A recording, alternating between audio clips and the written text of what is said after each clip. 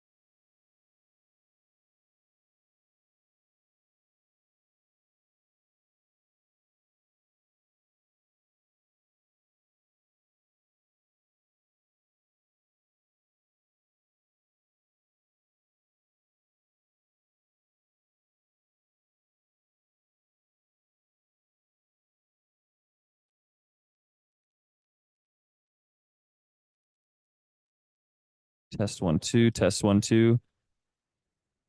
Casaria, would you mind turning on, just doing a really quick audio check and just turning off your microphone and Test one, talking for two, a sec? test one, two. How's that? Casaria, would you mind turning on, just doing a really quick audio check? Sorry, I had the YouTube running in the background as well. Are you able to hear me? Yeah, I can hear you. Can you hear me? Okay, I can hear you great. Okay, awesome. Sounds good. Thank you. That's all good for Hey, now. Grant, panelists cannot start their video, just FYI. Who can't? Panelists? Okay, gotcha. Yeah, I'll make that correction right now.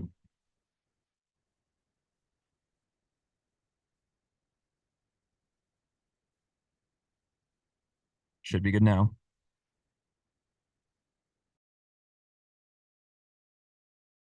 Yep, thanks.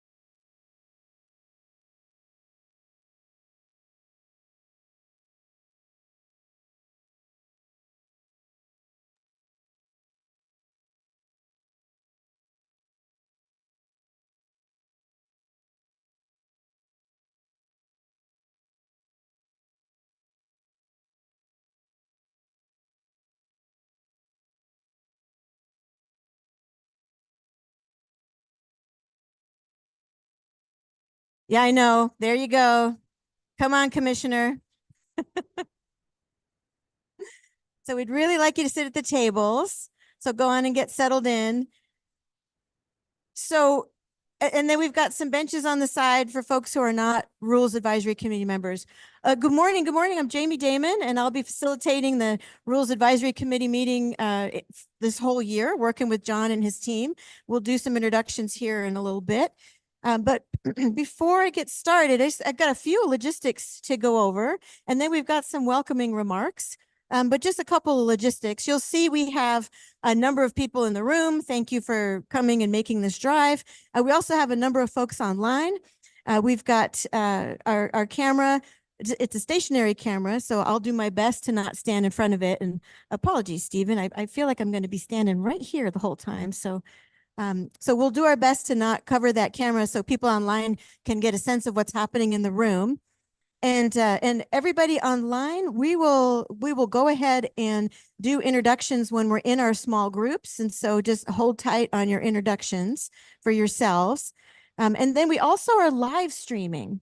So this meeting is being live streamed so that folks can watch the proceedings to the best of their ability. And then that recording will live on the DLCD website. So we've got 3 levels of meeting going on here, the in-person, folks online, and the people who are watching. For people who are online, who are Rules Advisory Committee members, y'all have the same ability to interact with us as if you were in the room. So we've got you on the screen. We've got the little images of all of you.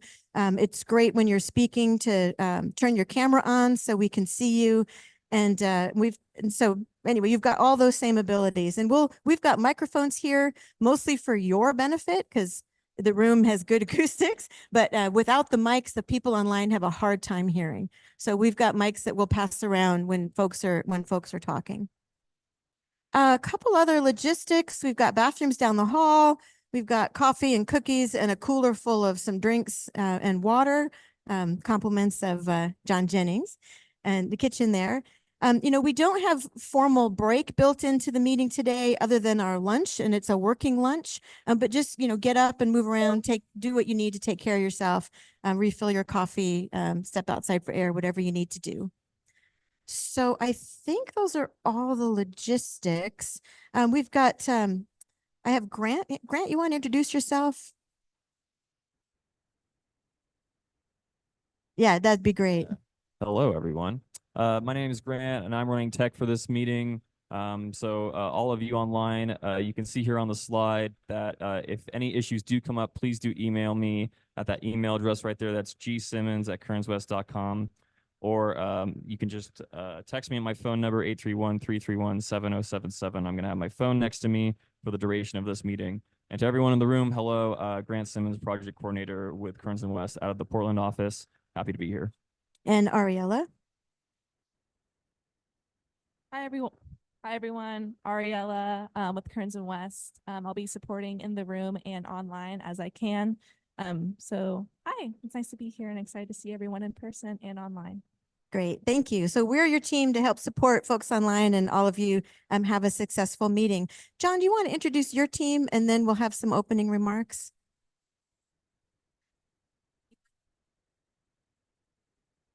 I know you got a big voice, John, but folks online. I usually have an outdoor voice, so I usually don't need. Can you hear? Is this on? So great. So thank you. This is really exciting to be here finally. I'm so happy to see everybody and those of you that are on the screen. Thanks for joining. You're missing out, but I'm glad you're joining us. I'm the community services specialist for the department and have served as our lead on various rulemaking efforts. I'll be, kind of in tandem with our renewable energy planner, who I'll hand the baton off to right now. Hey everybody, I'm Adam, renewable energy planner. I'll be heading this up with John. I think I've met most of you virtually, so it's great to see your faces in person. And folks who are still virtual on the screen, we'll see you soon sometime. Hi, everybody. I am Dawn Hurd. I'm the Eastern Oregon Regional Rep for DLCD. Hello, everyone. I'm Gordon Howard. I'm the Community Services Division Manager for DLCD, and I believe we have two other DLCD people here, and I'll turn over the mic to them. Hey everyone, I'm Angie Brewer. I'm the Central Oregon Regional Rep for DLCD's Community Services Division. Thanks for having me. Hey, great to meet everybody. My name is Alexis Hammer. I'm the legislative coordinator for DLCD. I worked on the legislation along with John and a lot of the stakeholders in this room on House Bill 3409 that led to this rulemaking process. Great. Thanks, DLCD team. So just a couple ground rules. As you can tell, as I said, we've got 3 levels of meeting going on here. In a sense, we have 4 because we've got our rec here, we have our rec online, we've got our live stream, and we have our audience. We have some members of the public here who've come to observe the meeting in person. What we would appreciate is if you could be in observer mode. It is a small group, and so and people know you, and if there's an opportunity to ask you some questions, or if there's something that we would like you to contribute, we'll turn and ask you. But we would appreciate for you to be in observer mode.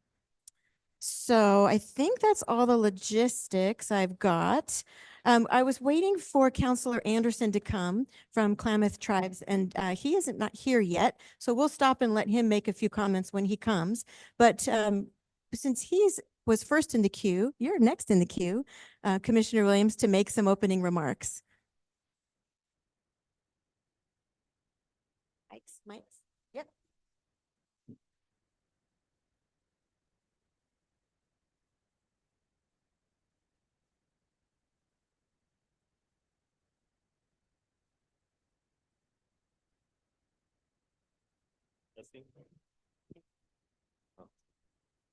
Test. Thank you. Welcome everyone to Lake County. It's great having you all here. And this for having the first of our statewide meetings here in Lake County, especially in Christmas Valley, our little unincorporated community here, is a tremendous honor and a blessing to have you all here. Much better turnout than I was expecting personally. A few members of our audience here, we have over here Judge Joe Dubulskis and his wife from Sherman County. They're not residents of Lake County, but they have come a long ways to be here and to observe this process and to just support and listen. And I think this is something that we're all looking at as county commissioners across the state to try and parcel out. And it's a big discussion that we're going to have here today. It's the first of a much larger discussion. I'm interested and I'm excited, quite honestly, to see where this is all going to go. I see a lot of faces around the room, many of which I know, whether in person we've met before, or you've just been a face on a Zoom meeting that we've all died a little bit inside trying to live through. But it is an absolute honor to have you all here in person, and appreciate all the folks joining us virtually. I see a few faces on there. Denise, it's good to see you on there. I wasn't expecting to see you here today, so it's just great having you. And with that, just overall welcome. We're going to see some really good places today. We're going to get a chance to look at some habitat. We're going to get a chance to see some sighting, good and bad sighting. We got ODF and W folks in the room, so we'll enjoy picking on you. And I'm looking forward to some really good, robust discussion. So again, thank you and welcome to Lake County. Thank you, Commissioner. Next up, we have Brenda, Director of DLCD. Brenda, we're going to spotlight you and give you an opportunity to make some opening comments.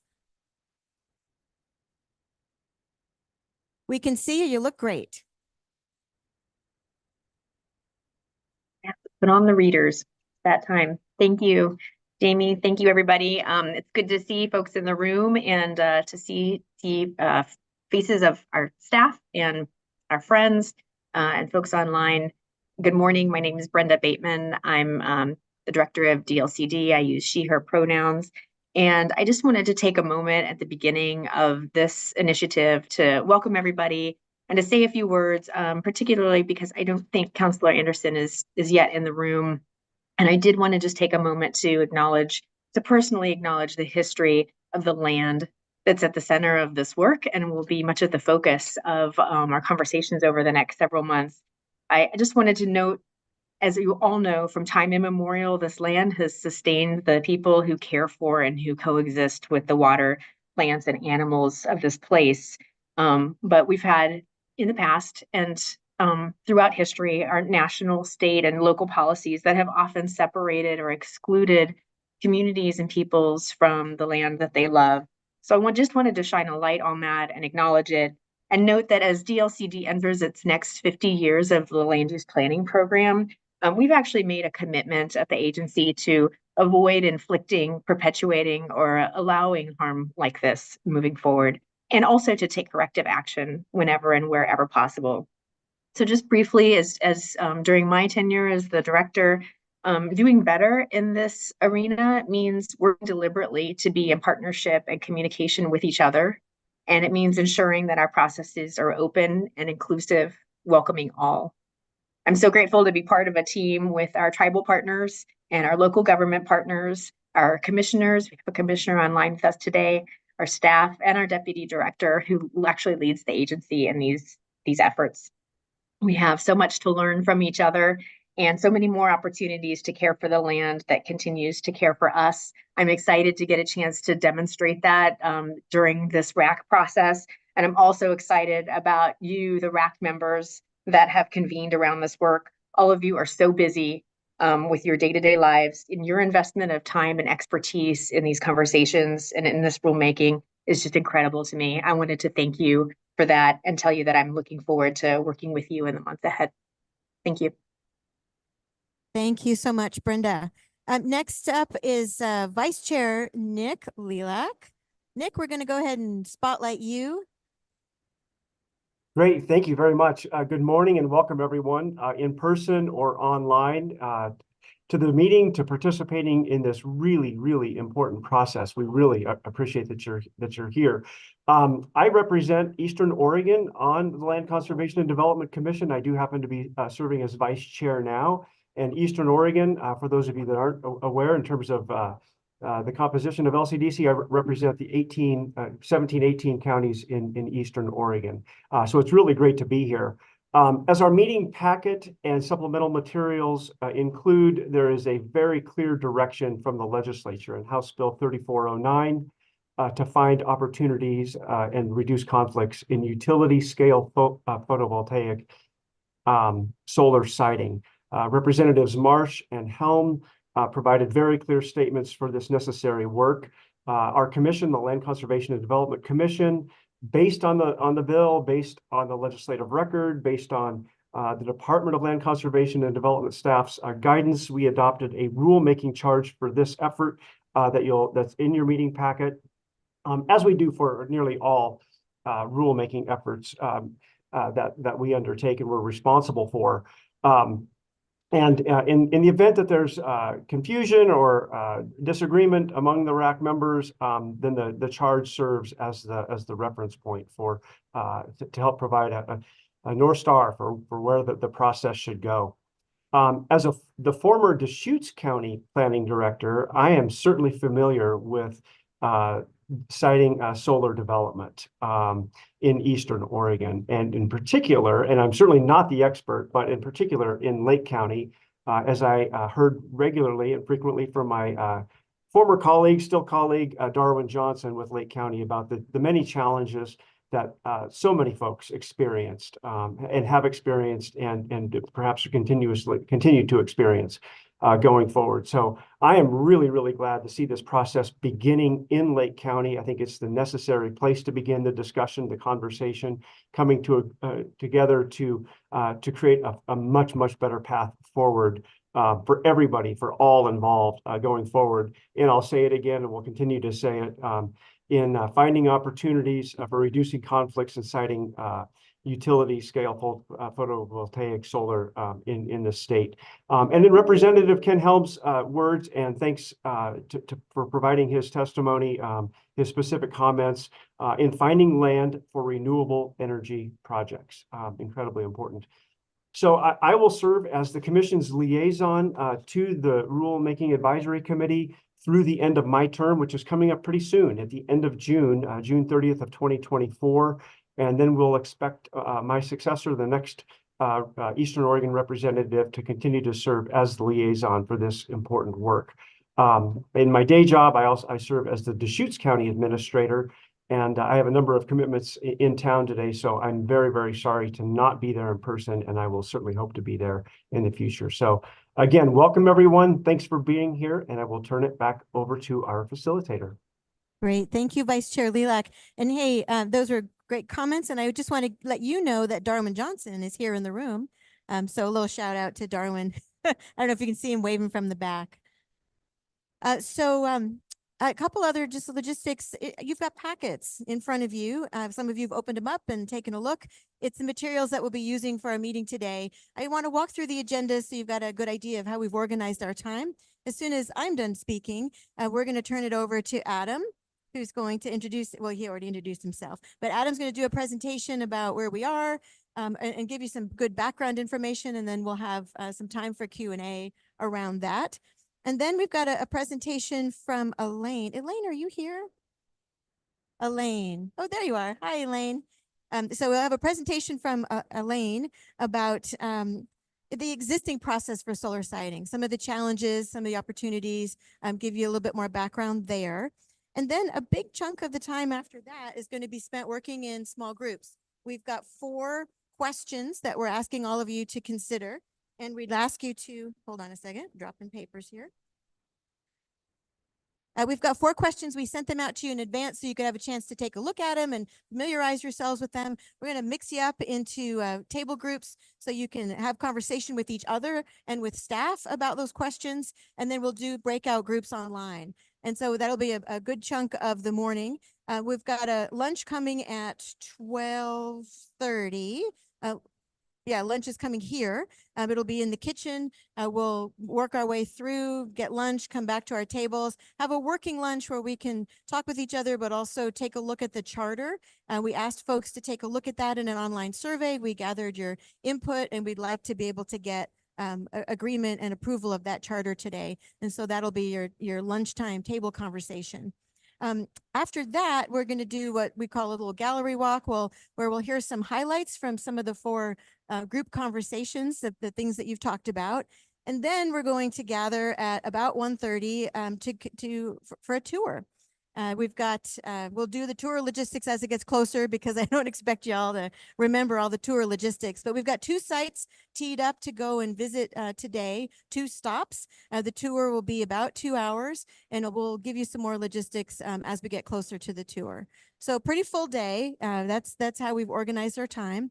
Any questions or things I forgot, John? Okay. Folks online, how are we coming through sound-wise and good? Oh, thanks for the thumbs up. Really appreciate that. And apologies, we don't have an owl camera, so you just got a static view, but I think that the sound should come through pretty well with the mics. So in your packets, you've got information about your staff team, the consultant team, the agenda, the questions, the charter. And then we also have separate packets for the tour that we'll hand out when it gets closer to the tour time. Yes, John. Yep.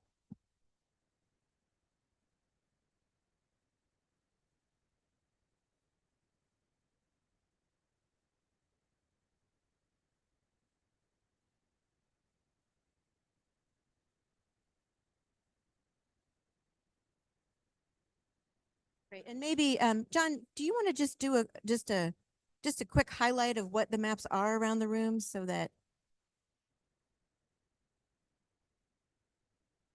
Thank you. Yeah, what we have here is a kind of a combination of maps we produced using the ERISA tool, maps that we've borrowed from Lake County, and then maps that have been produced by the Oregon Agricultural Trust. Over here, we have an indication of groundwater in this neighborhood and those rights that are associated with those water irrigation rights. Had a good conversation about that type of thing yesterday. We have an expression of military training areas. You see that airspace and how that's kind of used here in Oregon, and particularly in Southeast Oregon. This map I think is really interesting, which shows the arrangement of projects that have been approved. Some of them have been developed, some not. Oh, they can't hear you online. Get your mic closer. Can you hear me online now?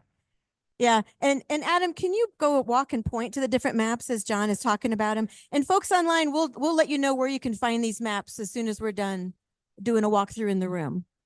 So I apologize for that briefly.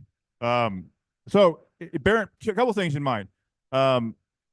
These projects that have been approved are in various stages of development. Some are on the ground and developed, some are not. And also the polygon that represents each project is specific to the property, not necessarily the project. That's right, Darwin, right? So, and for instance, the northernmost project looks like a big property, and it is a pretty big property. But yes, thank you, Adam. But the solar development on that project is a few hundred acres of several thousand acres.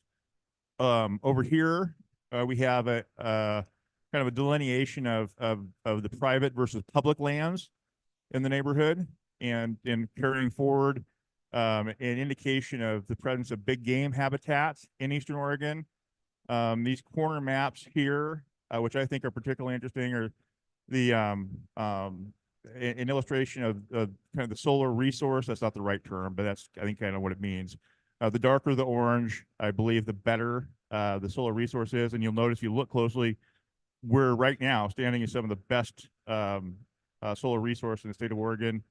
Then we have the transmission arrangement, which is followed by productivity, again, in this neighborhood, with some kind of area and county specific facts. So we'll have some additional renditions. Again, we'll have the policies out. You guys can kind of look at them as we get into these conversations. But that's kind of what we have on the walls right now. And John, where can people online find these maps? I think they need to pay us for it. No, I'm kidding. I may need to email them around. Honestly, I'm not sure. They're not posted on the website right now. I'm honestly not sure. Darwin, so some of them are. Darwin's map, the Lake County map, is on the Lake County website. If you go to that site and go to the planning page, the other maps we may need to make sure are available. They may be. I'm just not quite sure where. Okay, no, I didn't mean to put you on the spot, but I did mean to put you on the spot, because folks online need to know where to find them. So people online, we'll make sure to include these maps in a follow-up email so that you know where they are. But in the meantime, you can go to the Lake County Planning Department link and find at least the map with the current and the currently developed and the planned and proposed solar sites, as well as the private land lots, right? Is that right, Darn? Oh, okay. All right. Yep. So we'll make sure to include that in a follow-up packet for all of you online. Any questions before we start our presentation? Okay. How are folks online doing? Okay. All right. I'll keep checking with you. Any questions from folks online? Okay. And for our viewing audience, thank you for sticking with us. So Adam, you are up. I'm going to keep my mic and I'm going to give you. All right, everybody online hear me well enough? All right, awesome. We can get that started. Welcome, everybody. It's great to see your faces, not on a Zoom screen. I've talked to most of you in the room. There are a few I haven't met until today, so great to meet you. We're going to get to know each other really well over the course of 2024, so thank you for being here. Next slide, please, Grant.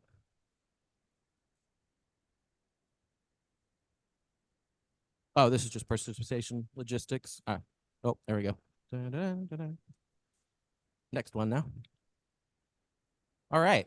Why we're all here. HB 3409. I think we've gone over that a lot. We'll go over it some more. Just a few basics there. It directs us to appoint a rules advisory committee. That's you. And you are a super rules advisory committee because you actually are recommending directly to LCDC and not just staff. So congrats on being the best rules advisory committee. Fingers crossed. Next slide, please.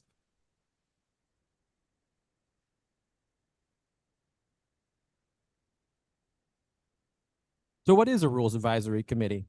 It is a group that informs staff and LCDC draft amendments to the Oregon administrative rules. That's policies, language, and direction to LCDC. And you're all here because you contribute through professional expertise, lived experience, or other perspectives. The legislature was very clear on having a very diverse RAC. to represent all the stakeholders imaginable in Eastern Oregon. And so you're all here. This is a microcosm of the region. So that's really cool. And LCDC then votes on your recommendations to adopt them. Next slide, please. All right, so kicking things off, as you're well aware, the focus is on Central and Eastern Oregon with a diverse committee, considering a variety of natural resources and other items, especially proximity to transmission, the ability to assist in meeting Oregon's climate goals, and considering advanced solutions like dual use and agrivoltaics. That's come up a lot in some of my conversations with some of you, so that is definitely a topic we will explore today and in the future meetings. Next slide, please. All right. House Bill 3409 requires 6 of these meetings. 2 of them will be virtual, but 4 of them must be in person somewhere in Eastern Oregon. So we are working on locking in those dates as quickly as possible because we know everyone's schedules are very busy and complicated these days. And locations for these meetings will be chosen based on proximity to solar installations, tribal lands, farm and forest lands, and wildlife habitats.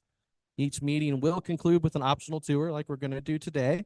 We want to have a fun sightseeing component. We don't want to just bore you guys by sitting and talking in a room all day. So we want to get out there and see the places we're going to make rules for. And the next meeting will be in Burns in mid-April. We're very close to locking down that date. And we will take kind of a gap in summer. We know people will be out on vacation and stuff like that. So stay tuned for the schedule. Next slide, please. This is the map over in the far corner, just above where Gordon is sitting, showing the potential for solar in Oregon. And as John pointed out, we're in the highest potential area in the state. Next slide, please. These are the current thresholds, just to kind of get everybody familiar with. High value farmland, 12 acres, arable land, 20, non-arable, 320, forest land, 10. Next slide.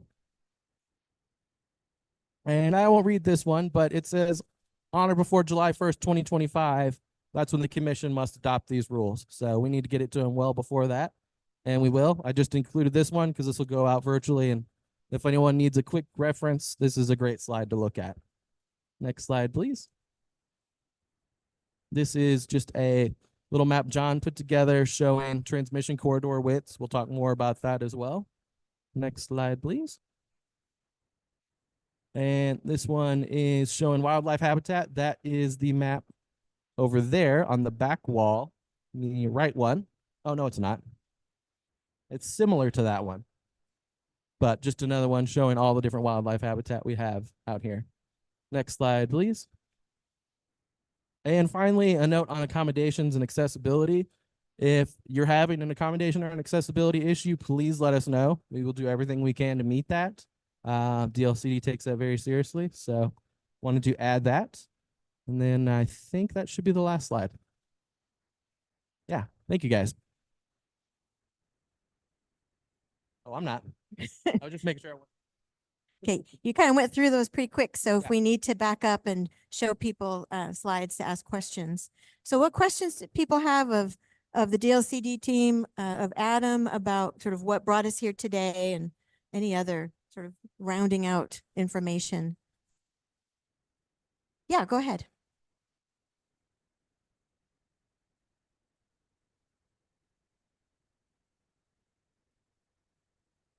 Yeah, the timeline is to finish by the end of this year and get stuff to them in December for a vote. Go ahead, Mike.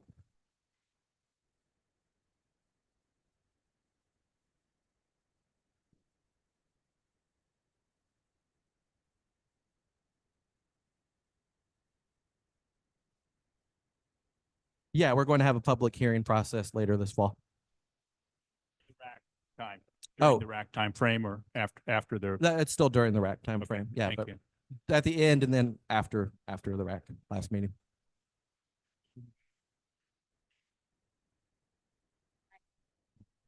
It's likely that between now and December that we'll be briefing the commission on the progress of the Rules Advisory Committee. And we believe we would want to build in an opportunity for public comment at that time. And also, as we saw last night, we've been directed to also do our best to facilitate some public information and outreach as we meet at these various locations in Eastern Oregon. So for example, and Mike, you were there, we had a little public information session last night. We had probably what we'd say about 6 people, Steve, Mike. More like 10. Yeah, more like 10 people, a couple of landowners here, had a really good conversation about some of their challenges and opportunities and some of the things that they'd like to see in the rules. And we'll be doing that before every one of the RAC meetings that we have. And you're all welcome to join us in those conversations as well. I saw a hand up over here. Stephen, was it you? Coming. I'm looking for any additional information on what happens after December of this year when the RAC has completed its work. Are the draft rules going to go through the normal state statutory process of notice and the procedures that are outlined to provide additional public comment prior to the effective date of July 1st of next year? What is the process after our work is done? You pretty much outlined it there, I think. Yeah. Yeah, I think so. So the official order of operations will be a conclusion of the RAC's work, which identifies a recommendation. That recommendation will be reviewed at a geographic hearing somewhere out in Eastern Oregon. It could be forwarded, which is basically collecting information. It's not a contested case hearing, but since we're talking about a specific area of the state, we need to have a hearing in that area. Then that will be forwarded to LCDC for a full hearing before the commission in December. In advance of that, we need to do a few things. We need to file a notice of the rules with the Secretary and a draft of the rules with the Secretary of State. We need to provide information regarding housing and economic issues. And so, yes, we will be following that rulemaking process, a little different than statute, but there is a deliberate, organized process that we will follow. Other questions in the room? And then I'll turn to folks online. Not seeing any. How about folks online? What questions do you have?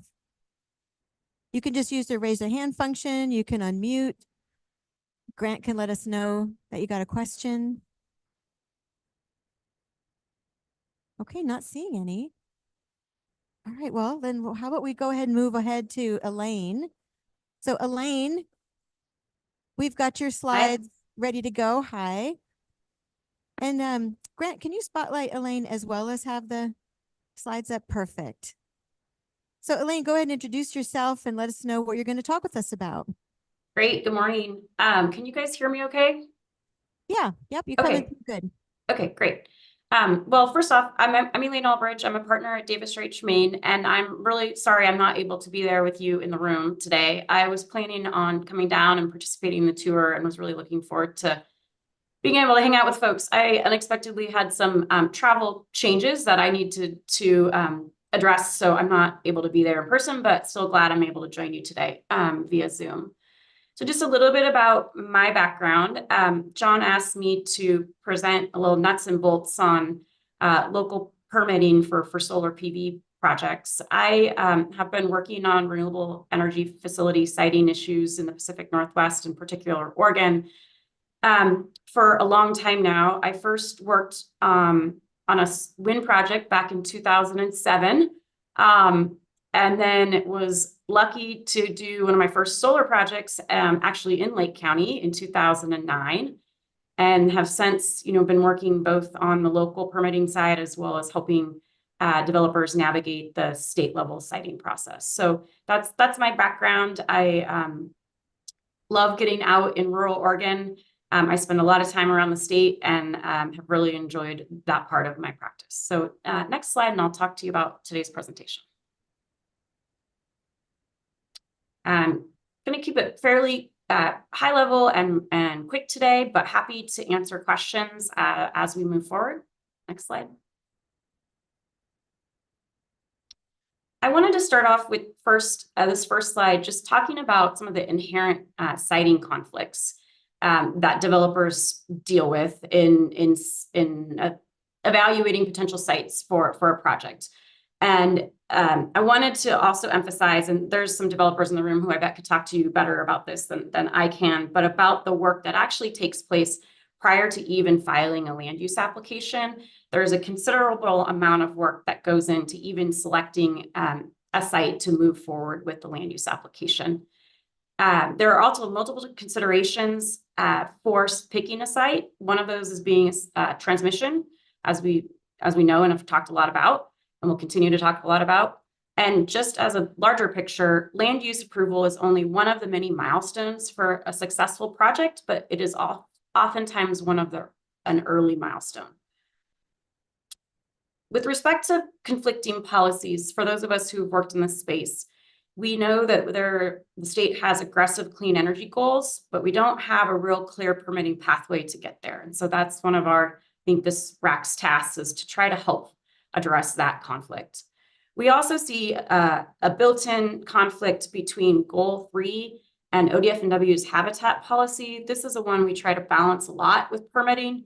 We have a policy to avoid high productive ag land, and also policy to avoid high value habitat land. But oftentimes those conflict in the sense of a perfect example of that is cultivated wheat, dryland wheat is considered category 6 under ODF&W's habitat mitigation policy. And if you flip that, rangeland that's really low productive from an agricultural perspective is oftentimes category 2 under ODF&W's habitat policy. So we just are continuously bumping up against that conflict in pretty much most projects. Another example of an innate conflict is that disturbed lands, cultivated lands, are oftentimes pose a less risk of archaeological sites because they've been previously disturbed for a long period of time. So that's another issue we are facing in trying to do good site selection, is trying to avoid sites that have archaeological or cultural significance. Again, we have distance to transmission, lack of corridors. We don't really have a clear direction for how we are going to build transmission. That's a problem.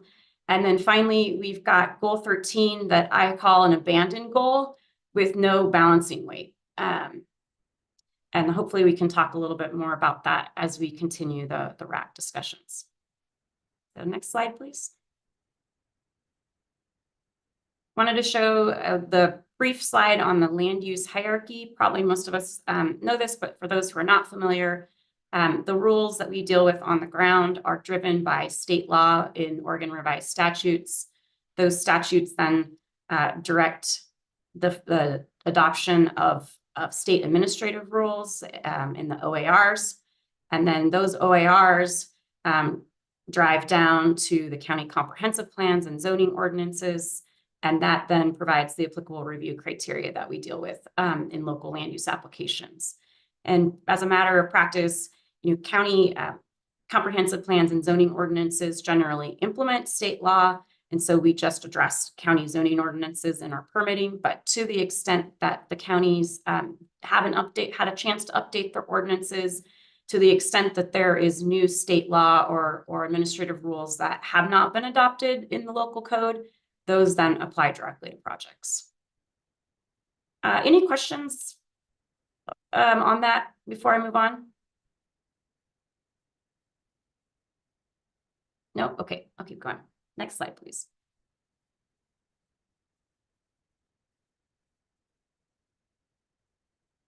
Are you able to move the slide forward? Next slide. Thanks. So at local permitting, an applicant is faced with 1 or 2 approvals, and whether you need 2 applications depends on whether you are needing to request a goal exception for exceeding the acreage threshold. So first I'll talk about a conditional use permit. Most solar PV facilities are considered conditional uses in the ag and forest zones. So in statute, the state law allows commercial utility facilities as a conditional use on ag and forest land.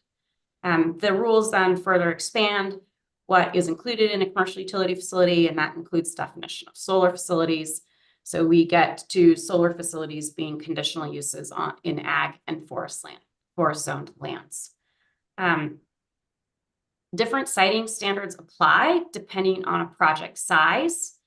There has been some actually some law changes recently that have been adopted to give counties more jurisdiction over larger projects. That came out of the legislature a couple years ago.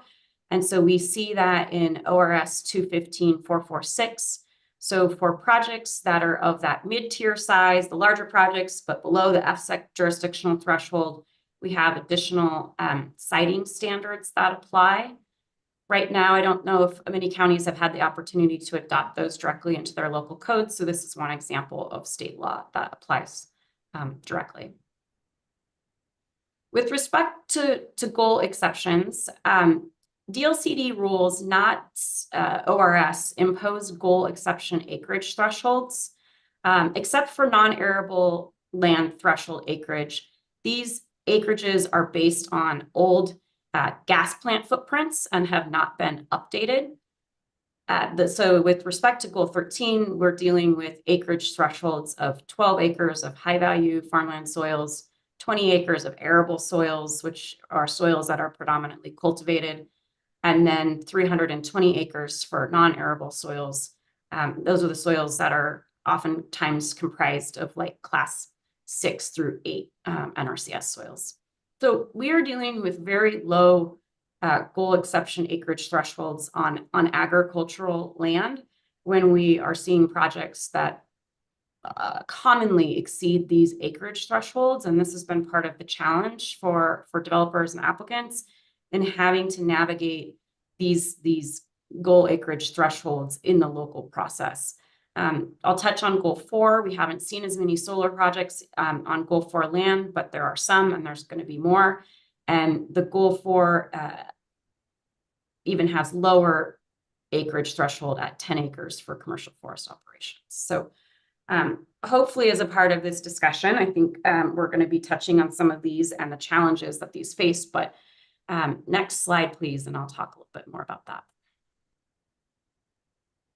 So with respect to a conditional use permit, you are dealing with fairly clear and objective standards when it comes to development standards and siting standards. And then we're dealing with approval criteria that involve discretion, but are yet commonly applied to all different types of conditional uses on ag or forest land. Many counties then have adopted specific conditional use approval criteria that apply to technology specific. So for example, counties have some criteria that regulate wind technology, and then they have different criteria that are specific to solar technology. So with respect to the conditional use permit, we are used to dealing with these types of analysis. The common ones are evaluating for significant farm impacts test, making sure you meet the development siting standards, you're properly addressing compatibility with surrounding lands, things like that. These are standards and criteria that can be met with adequate evidence to demonstrate that the county can approve them and adopt particular conditions to ensure ongoing compliance. So in contrast to that, there's the goal exception. The goal exception is that second application that a developer may need to pursue. And this application is extremely discretionary and subjective. It imposes very difficult tests to demonstrate reasons to justify removal of land from the goal protection. A goal exception, as some say, I think John says this is supposed to be exceptional. But what we're facing in today's siting world is that goal exceptions are becoming commonplace given the low acreage thresholds. And so we are having to demonstrate again and again that there are reasons to justify the removal of land for these renewable energy projects, and having to navigate an extremely subjective and discretionary tests. In the current law, there are limited reasons to justify an exception. There is case law that further complicates the analysis. And as a part of the goal exception, you have to do an extremely robust alternatives analysis that is burdensome, very costly, and oftentimes difficult to demonstrate that you can meet. One of the things that has happened recently, it was the revisions to the rural industrial development rules that LCDC tackled last fall. This was something that clarified that it corrected prior case law to clarify that solar PV facilities could be considered rural industrial development as one of the reasons to justify a goal exception. This was an example of progress in trying to make the goal exception test more reasonable for implementing these renewable energy projects, particularly solar. Next slide, please.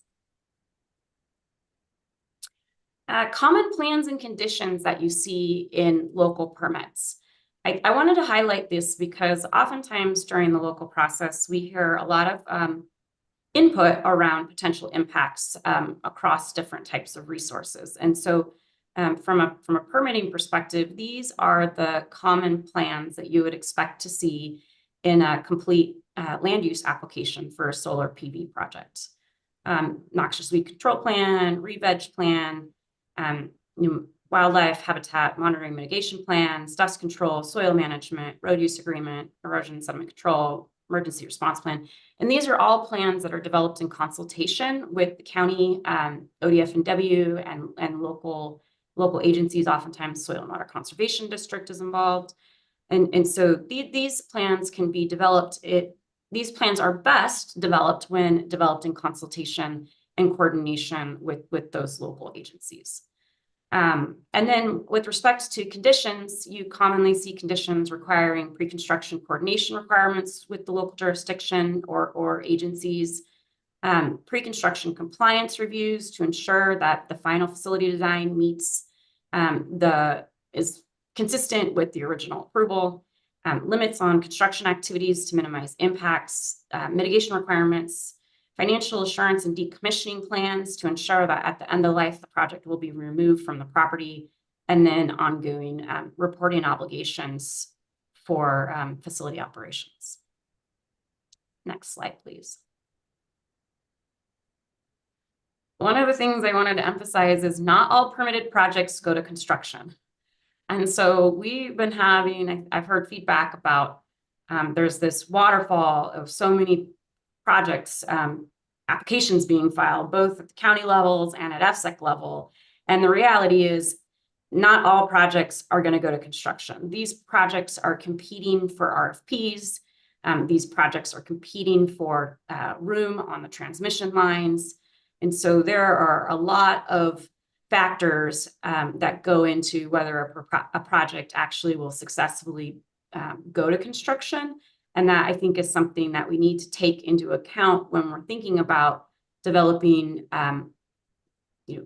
rules around permitting, is that the rules for permitting should not be the gate, in my opinion, should not be the gateway to prevent a waterfall of these types of projects, because ultimately that will be decided by a multitude of factors, not just whether they can pass the permitting. So next slide, please.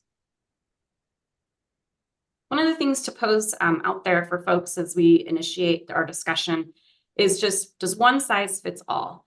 There are various pathways for streamlining solar facility permitting while still protecting important resources and having meaningful public engagement. I think we are all here participating on this RAC because we believe in balancing the protection of important resources and having meaningful public engagement. But it does raise the question of who pays and who carries the burden of implementing the rules and the pathways. And so just to throw it out there, I know we have a very we have a set legislative direction on the discussion for this RAC, but as we're focused on that, there are alternatives to consider that I wanted to highlight for this group as we engage in the discussions. And these kind of reflect back to some of the ideas that were discussed during the Oregon Siting Table. Some of you may have participated in that effort that took place last year. It was a member stakeholder group that discussed siting challenges, and some of these came out of that. Least conflict goal exception exclusion, looking at, are there areas where we can declare that no goal exception is needed in these least conflict areas. Goal exception acreage threshold reconsiderations, reconsider those acreage thresholds today based on today's clean energy technology.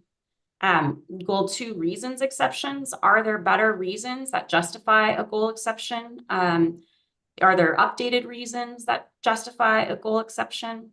And then probably what we're going to be talking about more is the Goal 5 inventory. Are we able to use Goal 5 to create an energy overlay zone where no goal exception would be triggered? And I would point folks to the Klickitat County example, our neighbor in Washington who undertook this effort and has created a fairly great model for an energy overlay zone. And then finally, I opened and I'm going to close with Goal 13, giving it a meaningful role in balancing. So that's sort of food for thought for today as we move forward with this discussion. So thank you for the time to present, and happy to answer any questions that you may have. Thanks, Elaine. Hey, and I wanted to let everybody know that all these slides are going to be available to you after the meeting. We'll send them all out to all of you so you have them all. That's what Elaine, I was trying to interrupt you for a moment to let everybody know. It's like, you don't have to write everything down. We're going to send them out. So that's great. We can go back to look at a slide if we need. So what questions do we have in the room? And Ariella, you can give folks the mic. Mic right here. The mic to Mike. Hi, thank you. Are there any commonalities amongst the conditions for the conditional use permits at the local level? I mean, is there like a checklist or a menu, or is that decided on a county by county basis? Is there any guidance on what kinds of conditions are appropriate, or things that a county planning department should be considering? Yeah, the counties usually have some code provisions that give them guidance on what types of conditions to adopt for, general conditions to adopt for conditional use permits in general. The conditions on these permits vary from county to county, but we see a lot of similarities as more and more projects have been reviewed and there's coordination among the counties. There's not a checklist out there that I'm aware of. Oftentimes, applicants will propose conditions consistent with the plan requirements to ensure ongoing compliance, to try to help guide the county in its conditions. Hi, Elaine, this is Commissioner Williams. I couldn't help but wonder during that last question, maybe a better way to ask that from my perspective is, which one of the counties do you think is actually easier to work with? I've got a whole bunch of planning directors from other counties here, so there's definitely a wrong answer to I have this. worked with many, and I would say each county, one county in Oregon is one county in Oregon. So, but there are some I think good practices that people are starting to implement and look to each other for resources. So that's one thing I would really encourage among the counties is to look to each other for best practices and how to adopt condition language. And I definitely am happy to share with this group some examples of what I think are good conditions. So happy to do that as a follow-up. Thank you, Elaine. I appreciate that. I just couldn't help myself. He really set you up there. I'm not going to talk about my favorites, Commissioner Williams. Good answer, Elaine. Go ahead. Hey, Elaine, this is Dugan with Pine Gate Renewables. I'm just trying to kind of thinking through the different interactions of the goals as they exist today. A lot of the focus, I think, running up to this has been on Goal 5. If under the current Goal 5 process, let's say, I'm a renewable development company. I choose something that is 500 acres on arable lands. It's going to need a goal exception. But let's say now I get identified as a Goal 5 resource. And I know that there might be some particulars about exactly what that means, but do I need to get a goal exception then at that point? Or is the 5 my reason for the goal exception? I'm just a little confused on how they kind of interact. impact? Yeah, that's a good question, Dugan. And I think it really depends on what we see coming out of this rack. Goal 5, in my opinion, is a really, it's a tricky goal. It's hard. I don't know for folks if you guys have worked on any aggregate mining permitting, but implementing or pursuing a Goal 5 PAPA for an aggregate mining operation is very difficult. I would not want to see a similar process adopted for solar. It seems like there is an opportunity for Goal 5 to be used to adopt like an energy overlay zone in order to make it easier to site. But simply inventorying areas of solar resource on a Goal 5 inventory, in my opinion, does not help us create a more streamlined or clear and objective permitting process. Hopefully that addresses some of your question, Dugan. Hey, everybody, this is John. And I think Elena is exactly right. I really want to thank her for her time. She's done a really nice, candid job of laying things out. And she's right. This is the terrain I think that this rack is going to work on, which is to understand the potential of statewide planning Goal 5, but how that also intersects with our goals 3 and 4, farm and forest lands.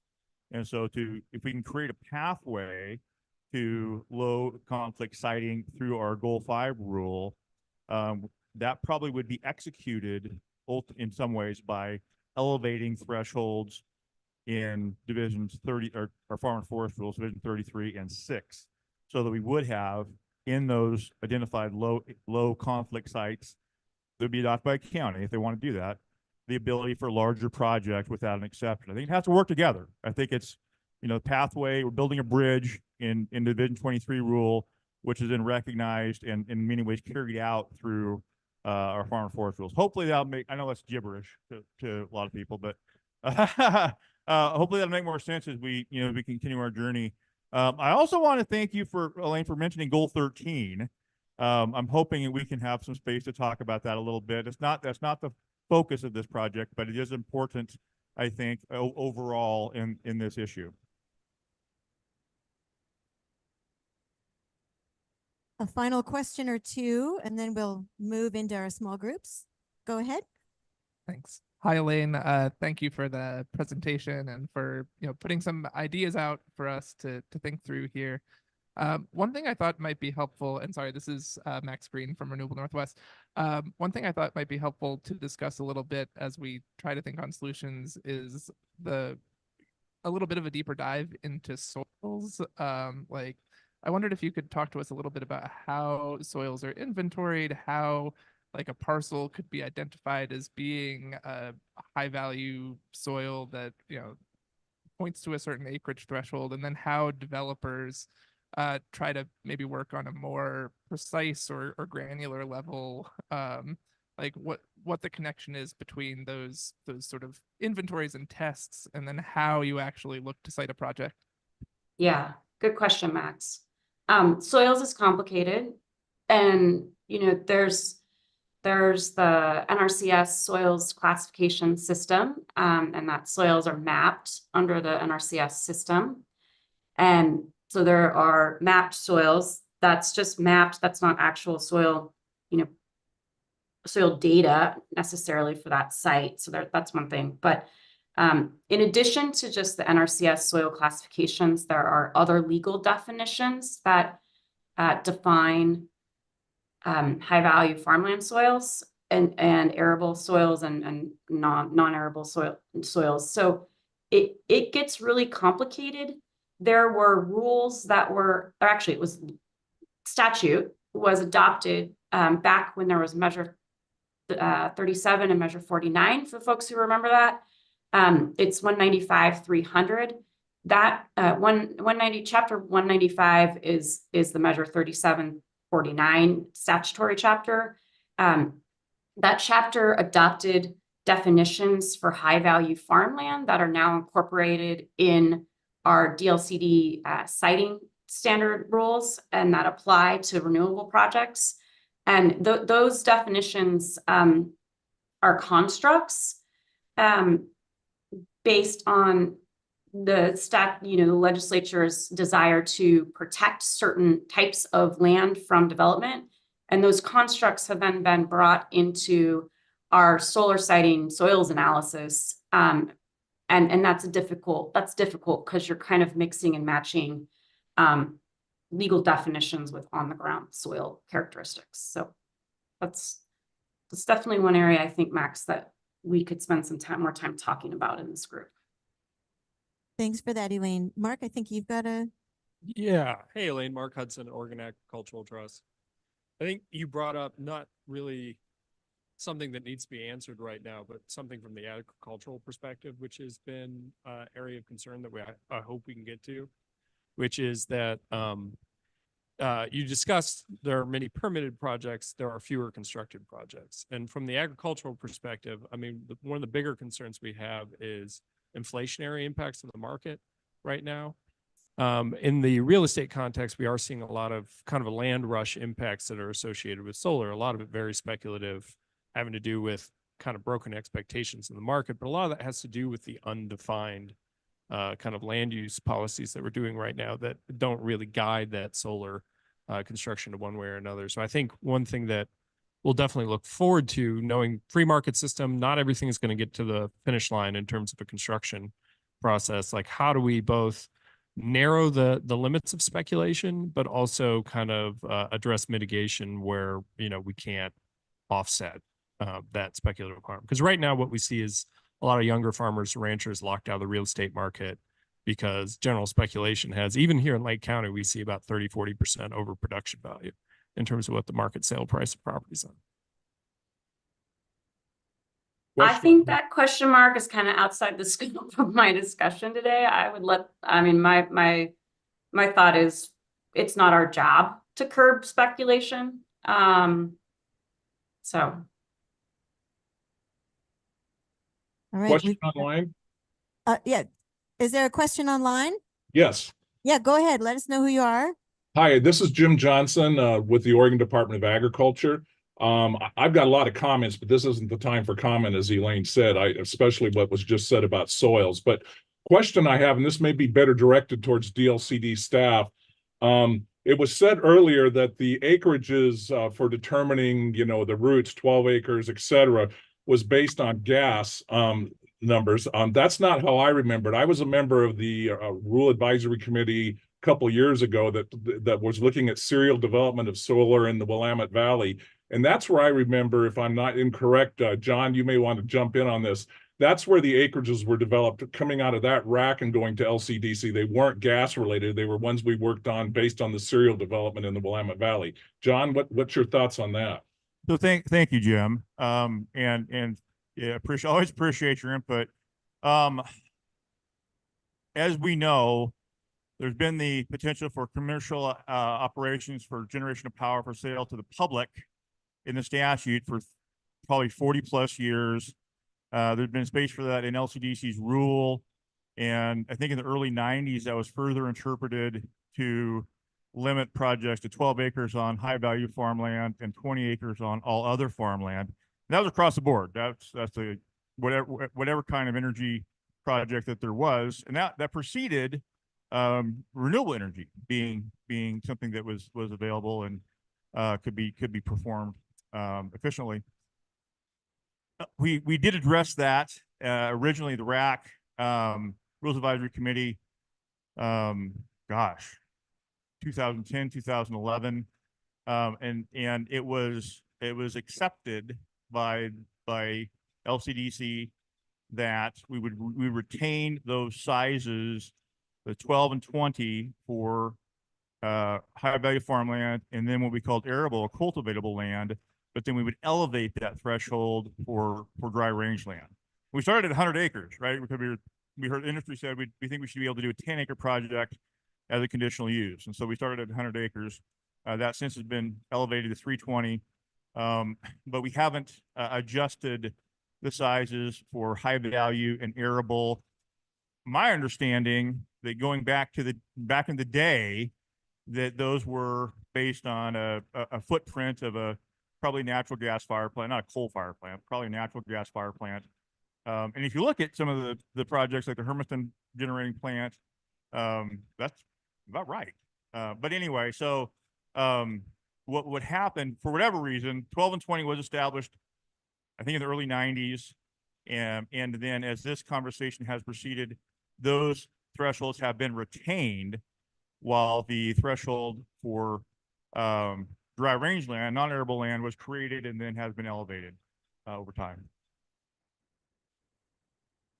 All right, last question, comment. Adam, if you can get the mic over there. And then we're going to shift into our small groups. We do have built in a little bit of a cushion, but we are using it up. Go ahead. Well, this is related to the same question. And that would be if you're looking at if those acreages were set in order to protect the agricultural usage, right? Why would you then change them based on the type of facility that's being built?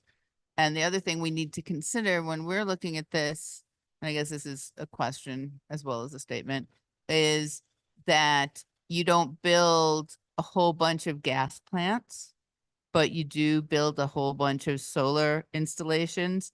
So I think if you're going to look at changing the size of that footprint, it has to be relative to the area that's there. So I think it's not as simple as just looking at this was the size of a gas plant. And I wasn't suggesting that it is. Just to be clear, I was just providing context for where those acreages come from. I think to get to your question or point is that's where those least conflict goal exception exclusion areas comes in to get to your point on how do we balance impacts and resource values. So Commissioner Williams has something to say, and then I want to turn it back to our online folks. If there's anybody with a question for Elaine before we move into small groups. Commissioner? Just a little bit of a comment, dovetailing off of Max's question. On the soils, I can understand maybe when that term was used, I saw a few faces around the room and a few people were like, okay, where are we going with the soil classification piece? And maybe just to put this into context, my position as a commissioner, there's a certain amount of relativity here with the soil classifications that you need to take into consideration. Like, let's say you're going to use the soil classification metric and say, we're going to preserve everything, better than a 6. The majority of everything I have on agricultural land in Lake County is a 6 or worse. And we grow some of the best alfalfa in the state on it. And so it's just something to kind of consider when we're looking at some of those soil classifications. We've made some pretty poor soils pretty beneficial for a lot of people in Lake County. So just something to put into some context there, I think. We talked a little bit about, we had a landowner last night for a little bit of a pre-discussion that came and gave us some history on water rights. And here in the north end of Lake County, I understand we're looking at this through a statewide lens, but here in the north end of Lake County, we have a moratorium that historically was put into place by the landowners that were here to try and prevent us losing our considerable water storage that is beneath our feet. All the water rights in the northern portion of the county are all groundwater. There are no surface water rights. So all of the water that is beneath us we're trying to preserve that to the best of our ability to try and benefit the soils that are on top of the ground and grow crops and so forth, and to actually take care of the land. And then we start talking about this development. We're not even getting into the agrivoltaic element where you actually aren't taking the land out of agricultural use, but you're benefiting it or incorporating a secondary use on top of it.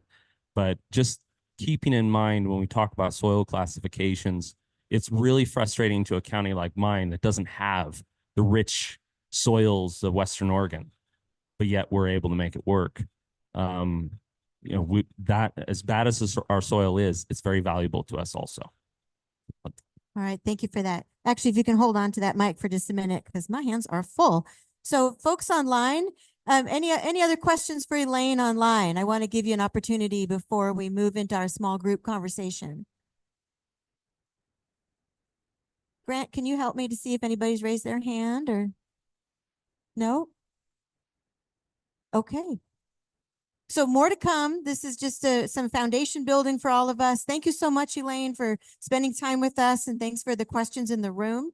What we're going to do now is we're going to shift into small groups. But before we do that, I'd like to acknowledge that we have Klamath Tribe Council Member Les Anderson, who's joined us. And Council Member, would you like to say a few words? Kitchen Boson, Waklisi, Is that better? Yeah, it doesn't sound like it's on, but Ditchin Boson, Waklisi, Gawasasis, my name, good morning, hello, my name is Les Anderson. I am a council member of the Klamath Tribes on their tribal council, but I also work for the tribal government in planning. So what I bring into the table is the tribal perspective, which after being in this room now feels like I have a heavy weight on my shoulders, because not only I'm speaking on behalf of the Klamath tribes, but also the other 9 tribes of Oregon, because as we're going to learn, whether we're in Southern Oregon or Eastern Oregon or northern part of state, there's a tribe that's there. And of course, they have their values, their cultural resources, their concerns as well. So I'm just bringing a tribal perspective of what it's like for all what you're going to experience in different counties. But basically the tribal experience, or I should say not experience, but the perspective is don't be afraid to consult early. You know, come to us early, talk to us about your project, and let's have those conversations. And I like what the commissioner said. What county is the easiest to work with? Well, you're going to experience that each county is different, because not only do we work with Lake County, but Klamath County as well. So a lot of tribes have those multiple counties that they'll be working with. So bringing that statewide, looking at it through this bigger lens from a tribal perspective, you'll be talking with other tribes, you're not going to hear just Les Anderson version of what tribal consultation or perspective is, but I'm going to try to accomplish a heavy lift of having a tribal perspective and a voice heard as we go through this process. And hopefully we can come to a better understanding of what that means. Of course, consultation is one of the most important parts of this whole thing that we're getting into, whether it be goal 2, 3, 4, 5, 6, 7, 8, 9, 10, whether it be all the goals, it's that consultation piece that's very important to tribes. That's what we hold very dear to us, because it's just not the cultural resources that we talk about. Wildlife, we talk about different water, we talk about different elements of the environment as well. So it's very important to come with that. Just come right to the tribe. Don't be afraid of not to come to the tribe, but just come in, talk about the project, where it is, what's going on. And that's exactly what we like to hear. And then we can build a relationship and work off of that. Whether it's there's probably gonna be times that we don't agree, but that's okay if we agree not to agree, and we can proceed on. So that's what I as a tribal perspective, hopefully be able to bring to the table. And I'm happy to be here with all these different folks from the different parts of the state, and learn something new as well. So, or I should say, thank you very much. Thank you, council member.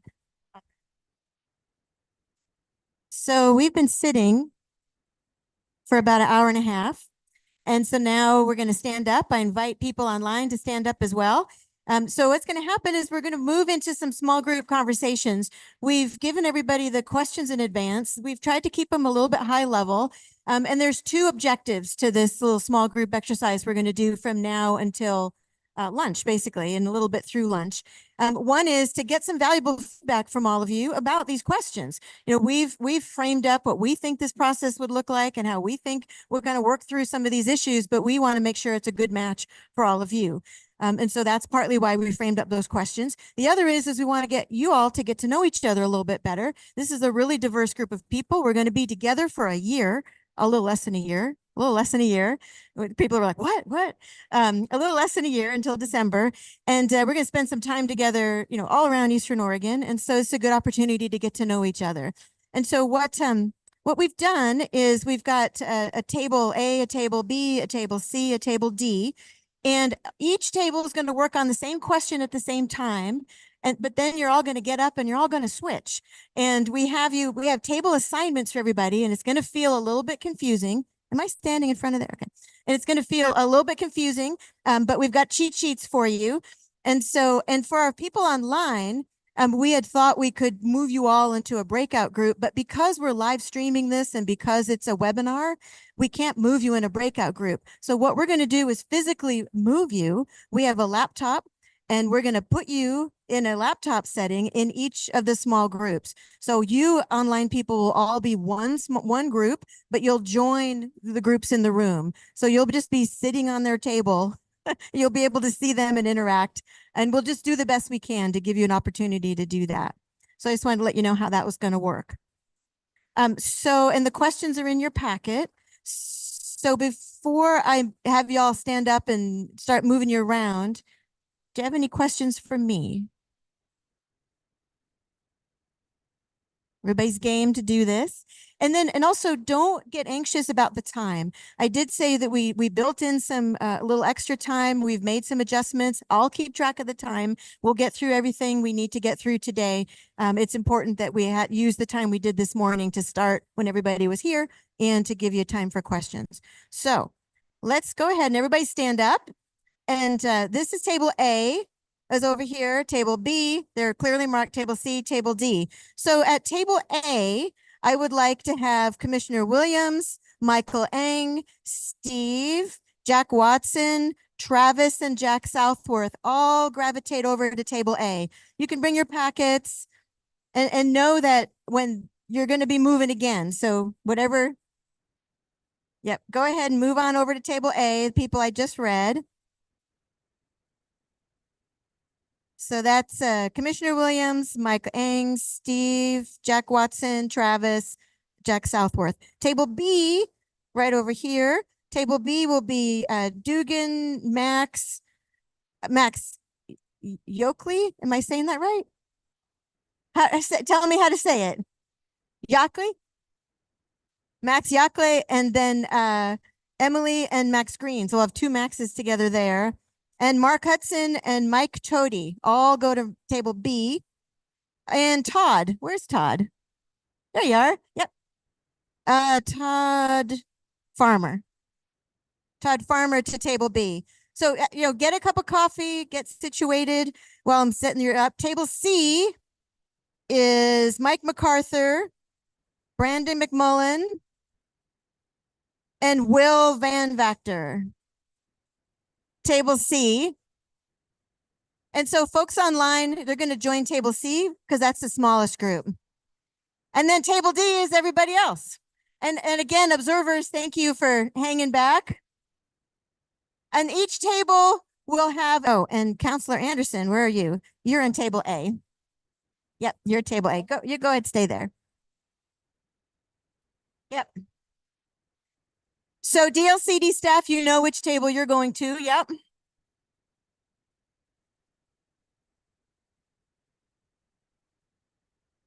You are both.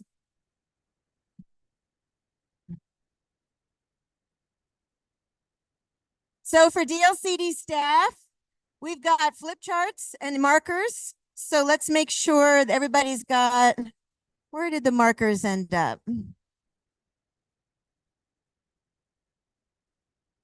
We need markers on each table. So go ahead and grab an easel.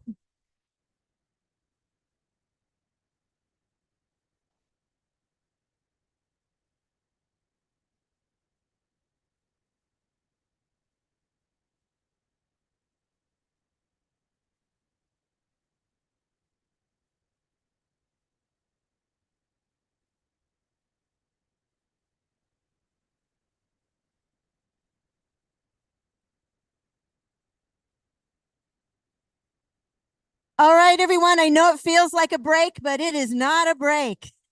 So DLCD staff, everybody's got a flip chart and there's markers. So that's your job, is to take notes.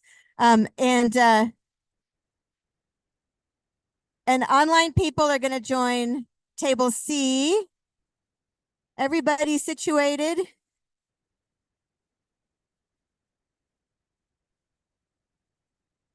Hey, Dawn. Hey, Dawn. Yeah, it's your flip chart right there. Okay.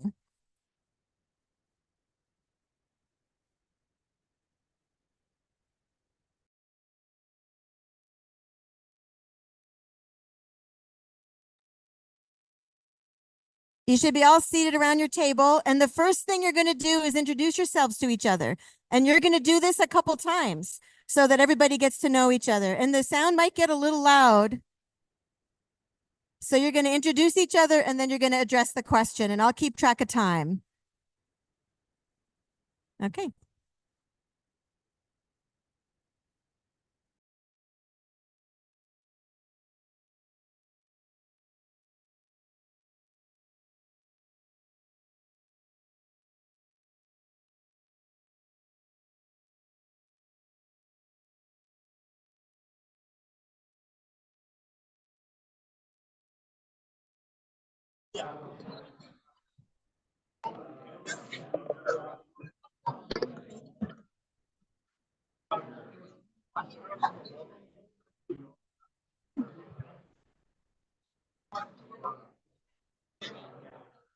Is there another room like the folks with like laptops to go to? Because it's gonna be hard to hear them. Like a room or somewhere else we could. It's just gonna be hard to hear them. Is that...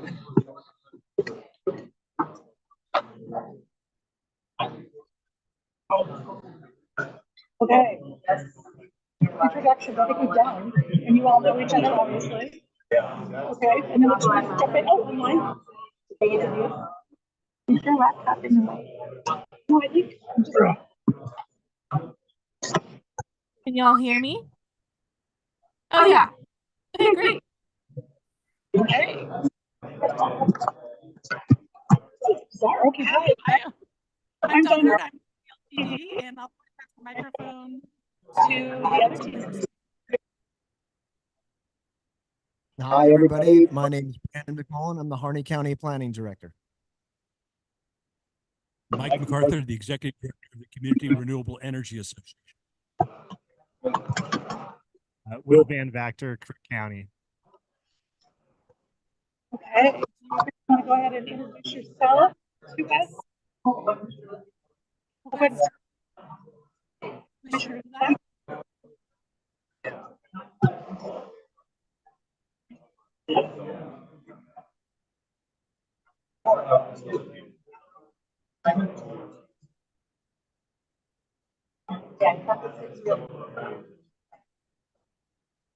Oh, he's gonna say next week. That's fine. Sorry. So, Denise, would you like to introduce yourself?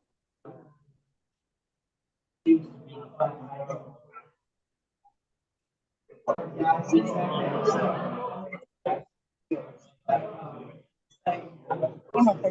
hearing me okay? No. It's really choppy on the laptop.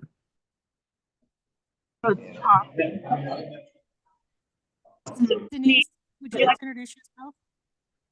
Was that me? Yes. Oh, I'm sorry. Yes. All right. Denise Stowell. I'm the Executive Director of South Central Oregon Economic Development District.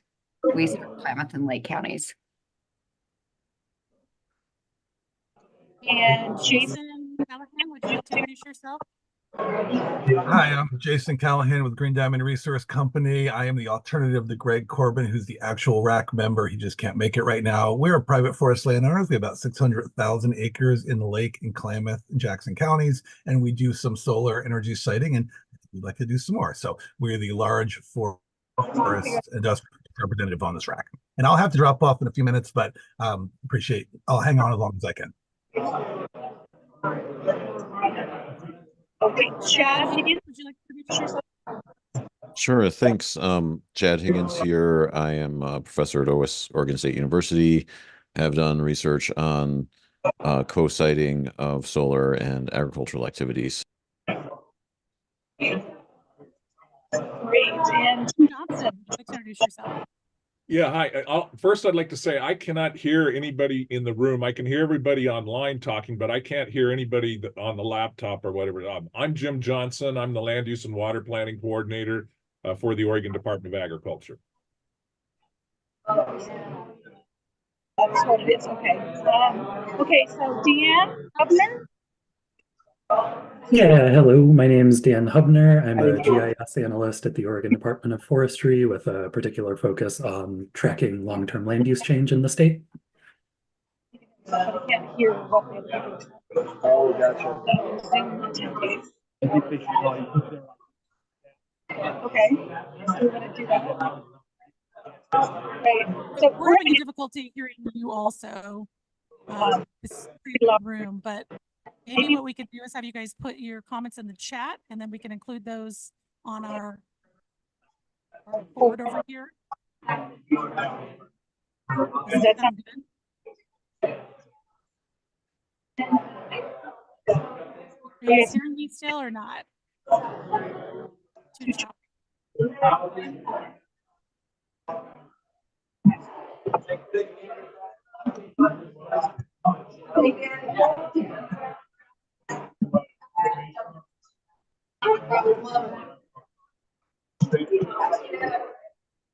Oh my gosh. Oh my gosh, I can't. Laptop, there we go.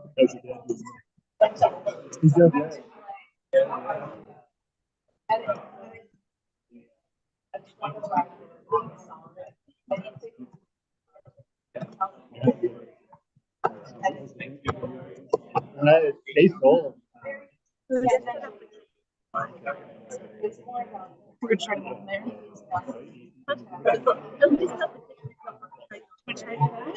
Sure. Okay. I think we're going to attempt to migrate to the kitchen.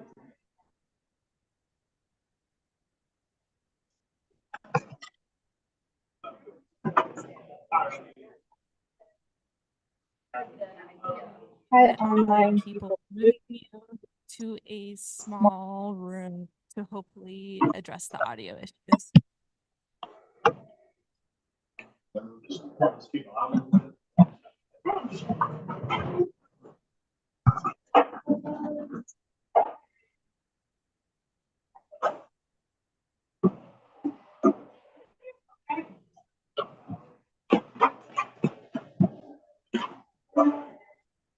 All right, well, I guess you guys hear us better now? Yes, okay. So do you want us to do the introductions again, or do you want to jump into the first question? Jump into the first question. I get some head nods there. Okay, so the first question that we have is, what issues, subjects should be on the table for further discussion? And we have a list that was provided in the packet. Basically, so there about 8 points there. Oh, more than 10. I don't mean to interrupt, but can somebody mute the small group laptop because it cuts over the mic audio? Thank you. Oh, you just muted it? Oh, okay. Oh, so now the mic is going in. Oh, got it. Okay. Sorry, troubleshooting here. So what we're going to do is go through the first question, which I'm assuming you all have your packets there. And what issues or subjects should be on the table for further discussion?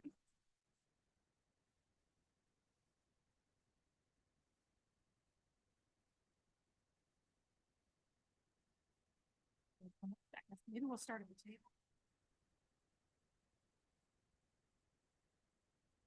Andrew, I see your hand is raised. Yeah, I think that the interaction between among the goals and Oregon administrative rules is probably a good thing that should be discussed. So I think that makes sense. And in just my look at this, I think other land not protected for resource use, I guess it's unclear to me what that's referring to. If it's referring to rural land not protected for resource use, I think that would be something to consider. However, I think that is a very contentious discussion and it's not well defined, because I think you find out what, in the rural context, I think you find out what types of land that is through, you know, hiring a soil scientist or something like that, and making a case that land isn't resource use, and that can get complicated. However, if it's referring to like land inside the urban growth boundaries, I think that's something to consider. Although that also, I think, gets to maybe potentially bigger policy questions. So I'll leave it there.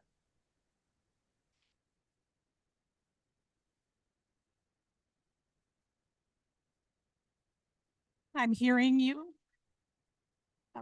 But I think we're going to try our best here.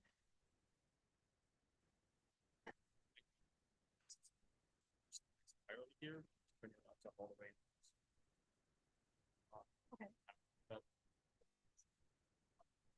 It is. Which I think is really hard to have.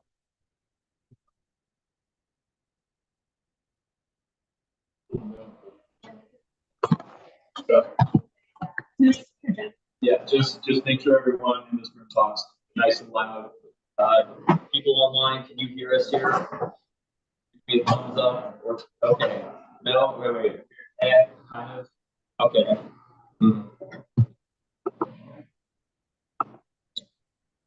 What if I talk really loud? That help? I think that's kind of otherwise I think have that feedback. Apologize for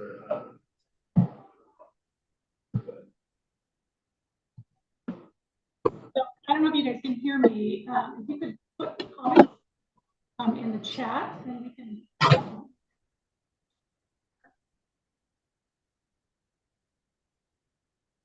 So April said, I barely can hear, but your lands and irrigation should not be part of the initiative.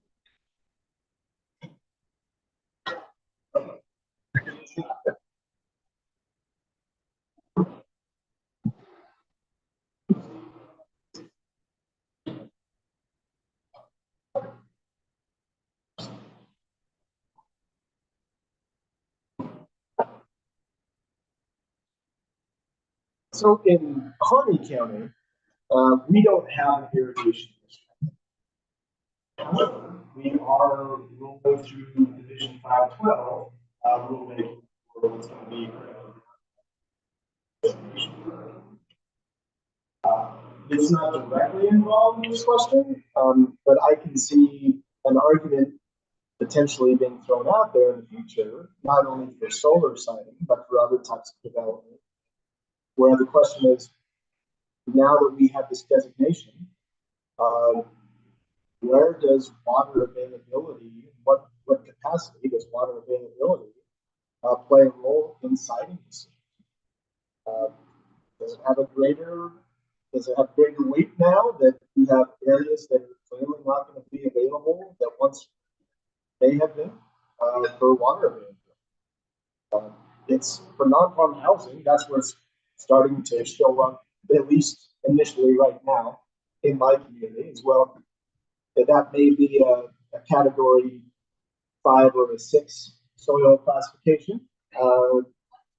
And so not necessarily high value soils, but then again, water is no longer available in that particular area. And there's no history of it. Does that play a role in that decision making? Apples and oranges between non-farm housing and solar facility siting, but maybe that's a part of the discussion. Well, I can't determine no water, dry land. So what rules might be different for dry land than potentially irrigated ground.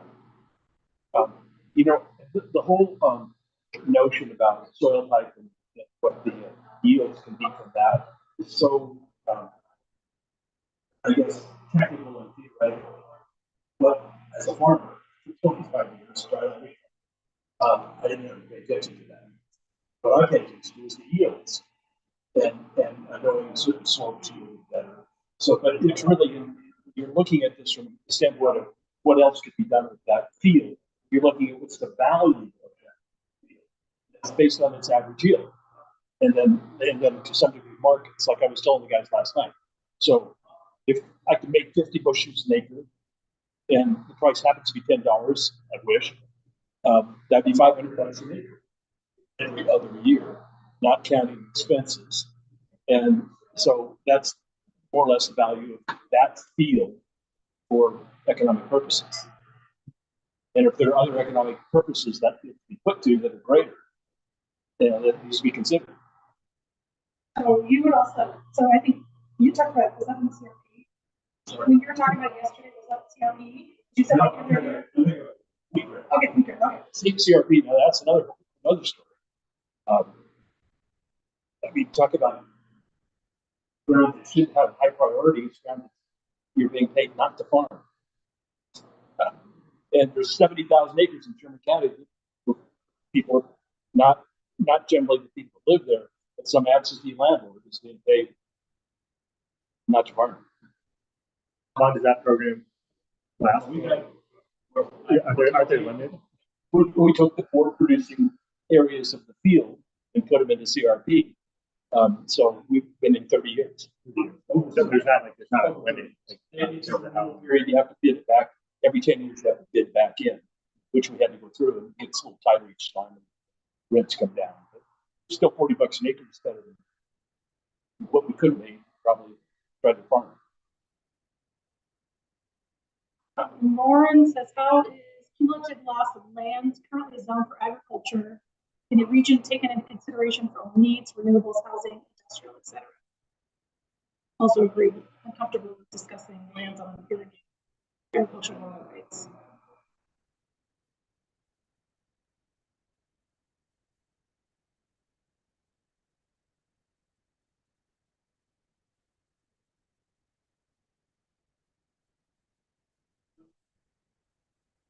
Chad, regarding irrigation, I understand the limitation. That said, solar changes water demand for these plants below the sun and water can't be disentangled at physical level.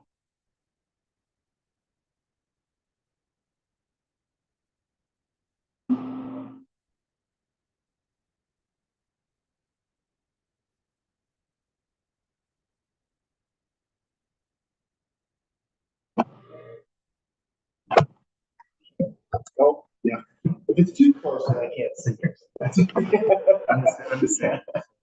So I guess some of these other questions, other land not protected, resource use, project retirement, workforce housing, and how much do we know that development will contribute to Oregon's climate goals? How much solar does Oregon need or want? Are these some of these questions, or are these some of the things that we want to have further discussion?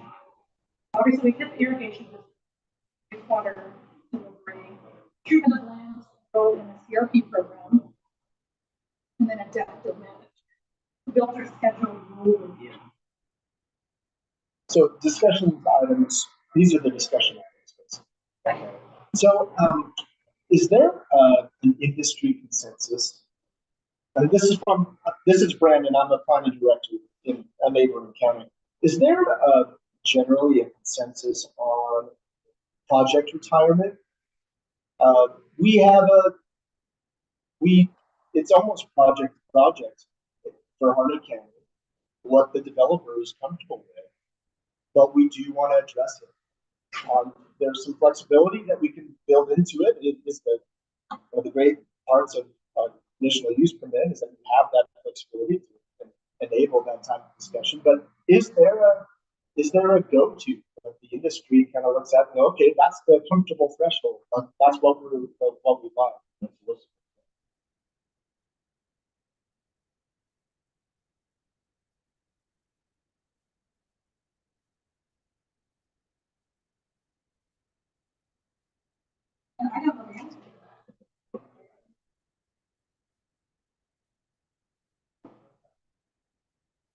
Second, asking WRD to participate in the future and provide presentation on how they view water rights in relation to solar development.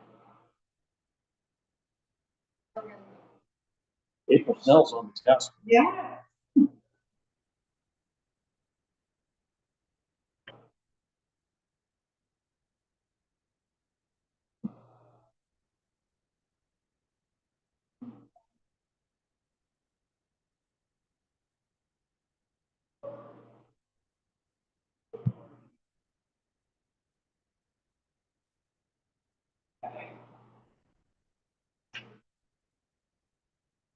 So Oregon's energy plan has a goal for it, and I could be wrong, has an overarching goal of a certain percentage power profile state.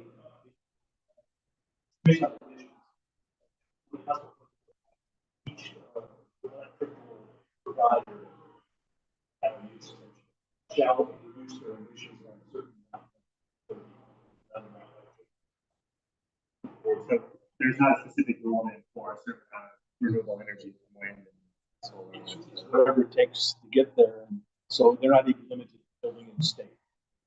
If the resources can come from out of state. So, which is, I think an issue to consider. What's happening in other states. I mean, PGE, there's some noise right now about PGE selecting a wind project out of Montana because they use a faulty scoring method in their RFP, and the independent evaluator comes in to score these projects. The methodology is wrong. And so projects from Oregon should have been scored better than the Montana project were ignored by the PUC because of this. But flaw in the methodology. But what I'm saying is, it's a big deal when projects get located in Oregon versus other states because they generate economic development. It's also, hey Dan, hey, sorry, late. And there's a whole lot of discussion about building more transmission. Obviously, I think that's a factor that needs to be considered. When we're talking about building in remote territory like Montana, obviously you have to have transmission to get there, so that has other impacts that may not be considered. So you have to balance building in another state and what you lose, and both in energy and because of land loss. Dennis last night, Steve, the BPA guy was here. It was fascinating. Talking about offshore wind. He said he thinks he estimates the line loss from where they're going to build in the ocean shore is 34%.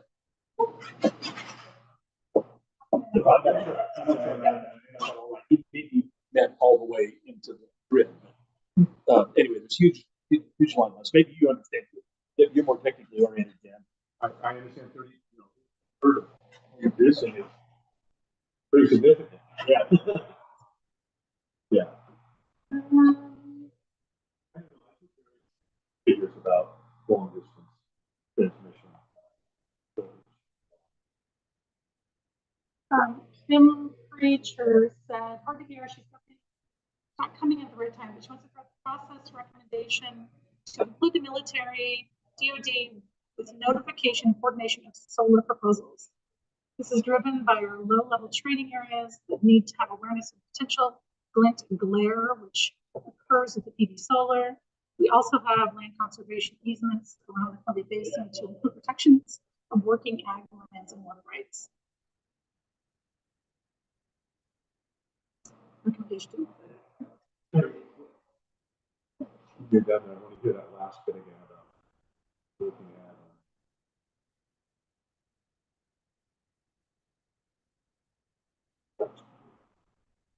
Okay, so the second part of that was, so including military and DoD with notification of proposals. This is driven by our low-level training areas and the need to have awareness of potential glint glare, which occurs with PV solar. We also have land conservation easements around the Columbia Basin that include protection of working ag land and water rights. And water rights. I can hear you somewhat, so if it helps, I'm happy to provide some context. Please, you could elaborate on that. Oh, there's a person. Kim, can you hear me? Say elaborate on that? Yeah. Cryptically, yes.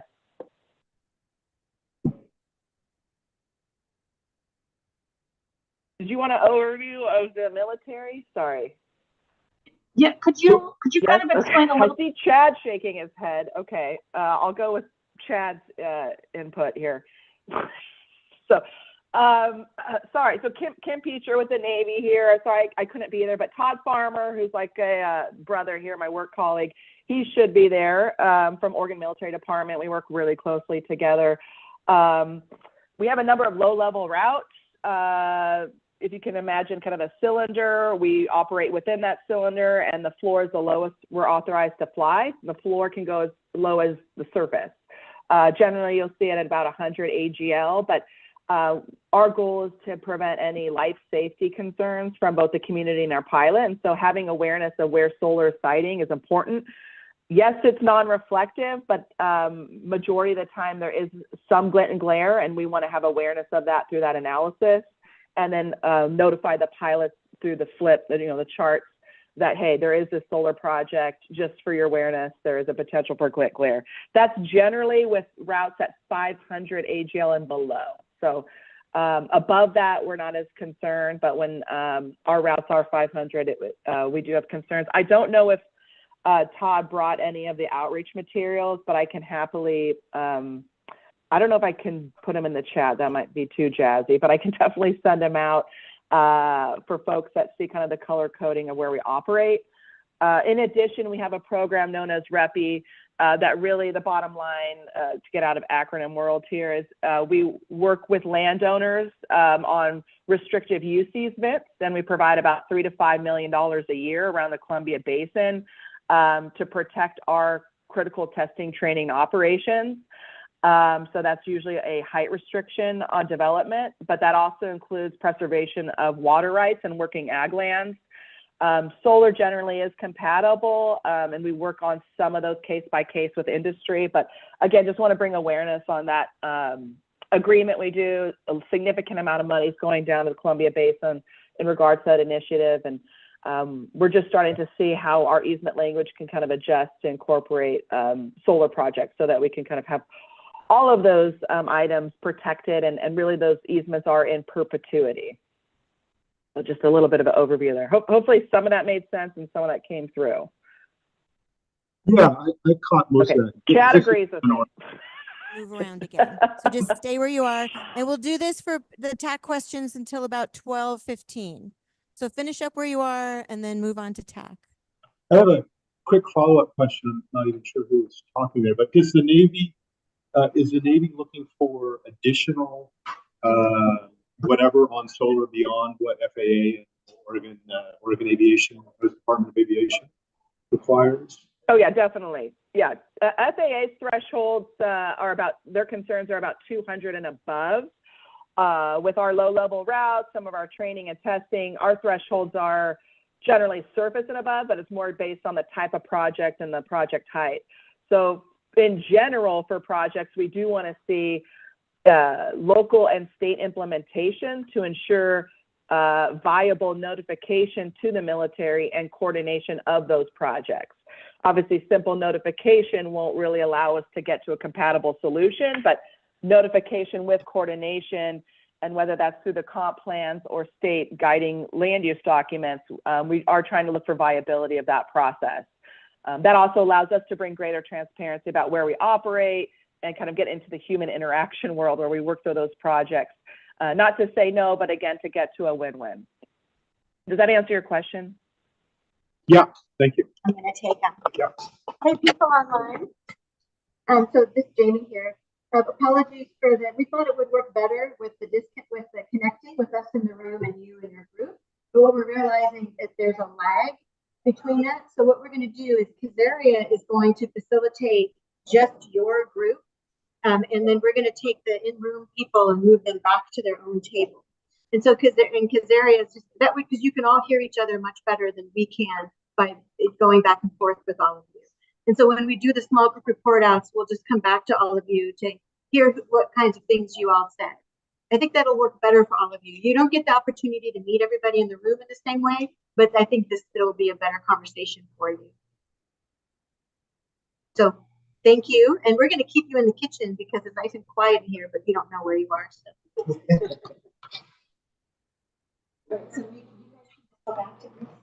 All right, hello everybody.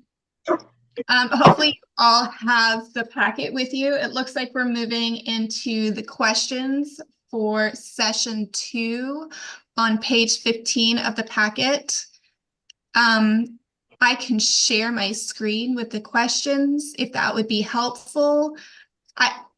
You want that? Okay, let's do that.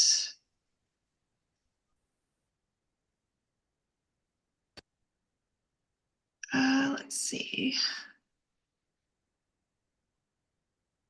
Okay, looks like they should be sharing. Do you see them? Okay. Feel free to come off of mute and just have a conversation. This isn't my area of expertise, so I just happen to be the staff person online. I think I guess I'm not really clear on the nuances of what a technical advisory committee is. I haven't been on a RAC before, nor have I been on a TAC. So, but I think that from my perspective, I think interconnection and transmission would be something that would be useful to have some technical expertise on, because I think, at least from the discussions that we're having kind of with some of the groups that were working in the legislature before this was created, I think that's a piece that's often missing, is a kind of an in-depth understanding of the interconnection process. And then as far as transmission goes, like dang it, I'm forgetting her name. As Elaine Albright said in her introduction kind of comments, is that not all of the projects that get land use approval end up getting interconnection approval, and so they don't all get built.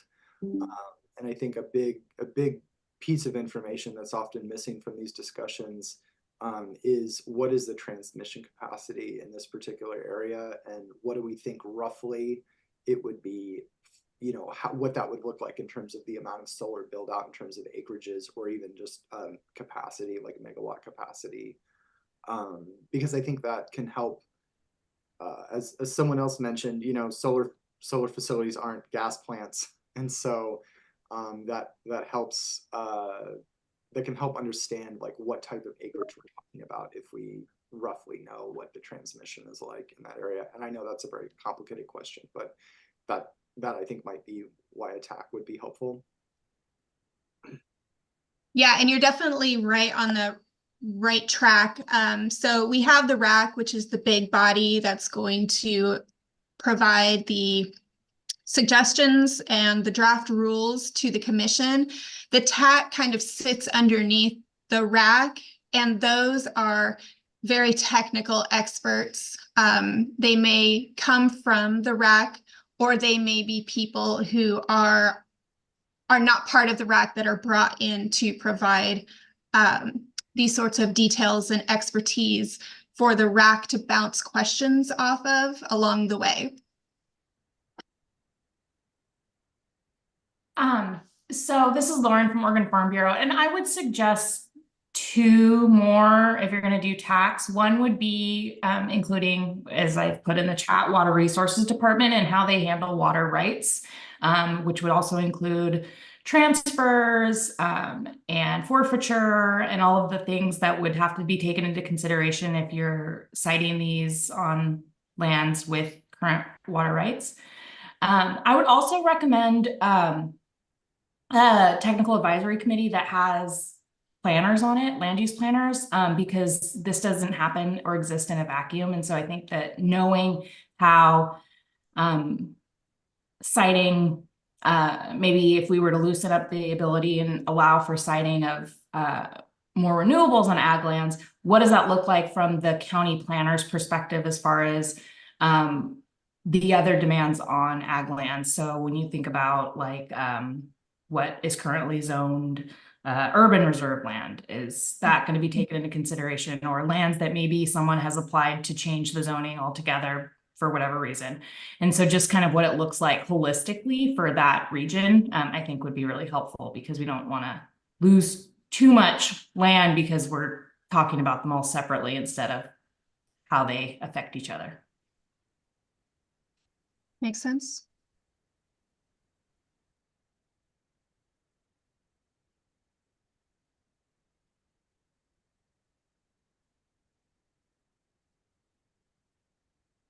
So there's some other examples on this page.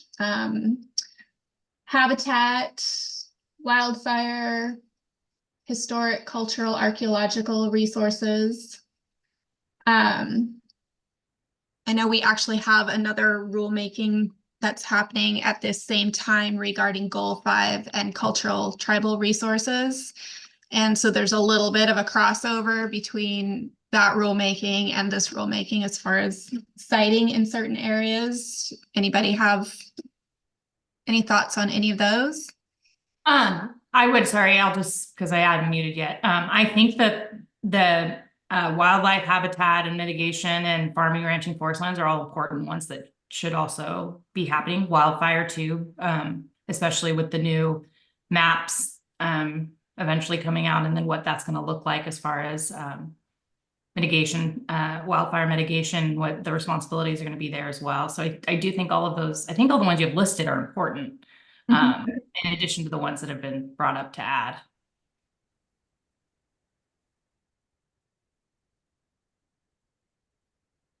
Right.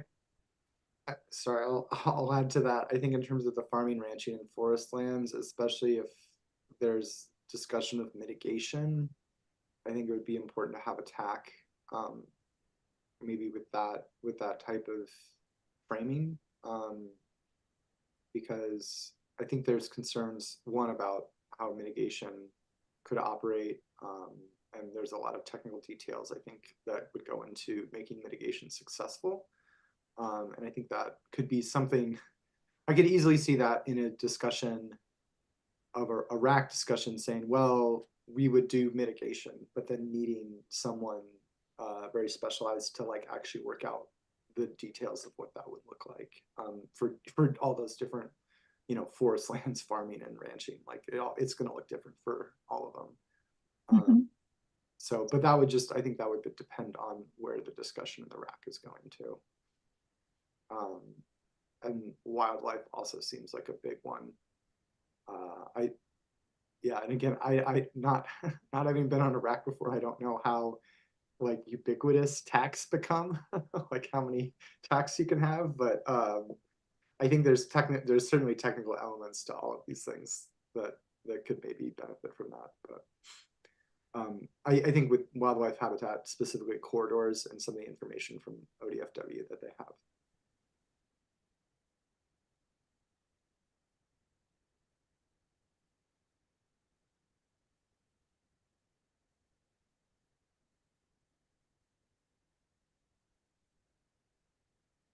Trying to take notes on all of this.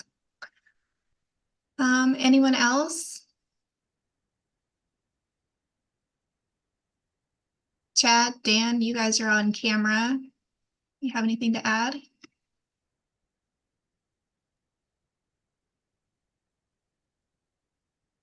I think from my side, one of the overarching points is that these things overlap. So it's not necessarily, I don't want to add a TAC, but some way for these to communicate with each other so that we're not getting conflicting recommendations would be helpful.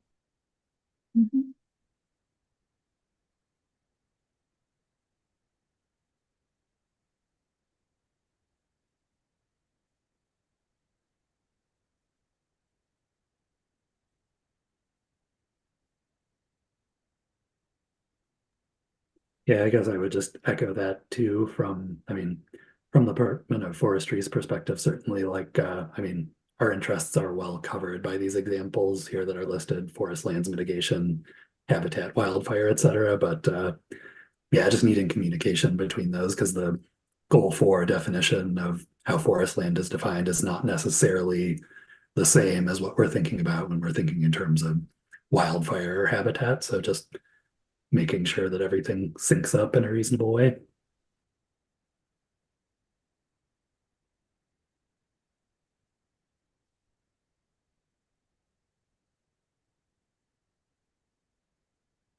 Um, so they're asking about general information sessions and webinars in addition to these TAC committees. Do you think, so DLCD has, with other rulemaking projects, held what they call office hours. And they open up for 1 to 2 hours in a Zoom, and it's come one, come all, and just an open forum to ask questions, provide feedback on recent drafts. Yeah, anybody have thoughts on concepts outside of a meeting? Well, I'll just say this is April with Oregon Water Resources Congress. I think in addition to the topics that have been brought up, and I do think water should be listed, whether that's an informational session or whether it's part of a TAC. But I think it's important to note not only water quantity and water rights, which I care deeply about, but also water quality may also be something that we need to consider, and having somebody from DEQ provide some information in relation to solar might be helpful as well. Thank you. Thank you.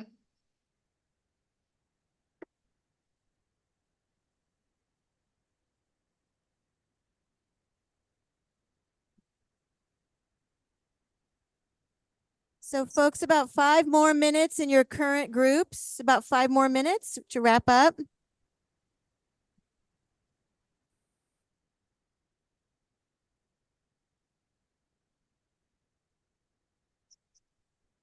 Kim, you've been on camera but quiet. Do you have anything to add to the discussion before we wrap up?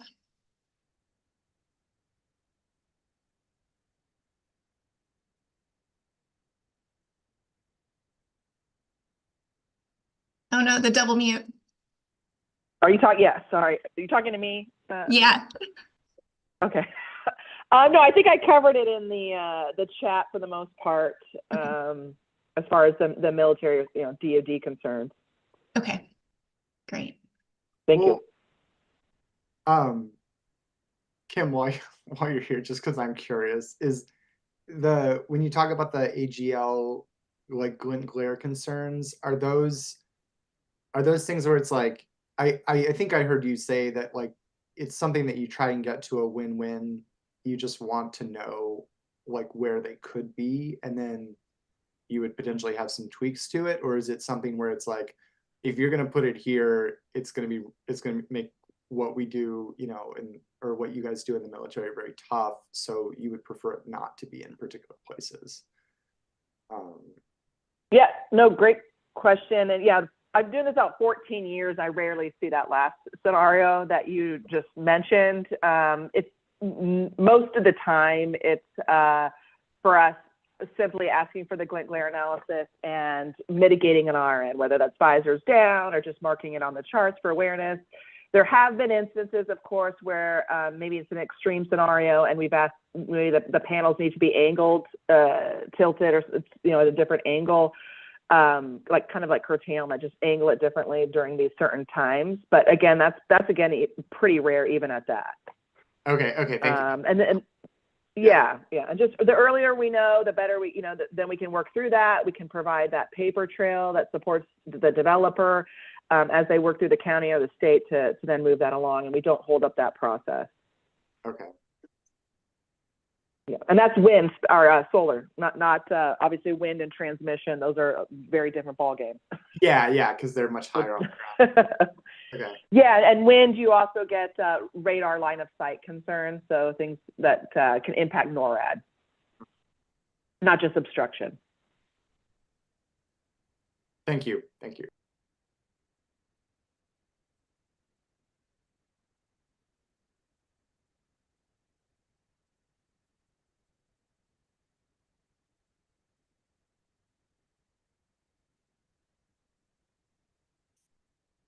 All right, well, now we'll just have the awkward silence while we wait for everybody in person to wrap up. Well, so can we just move on to sessions 3 and 4, or do those occur later? So I heard Jamie say something until 12:30.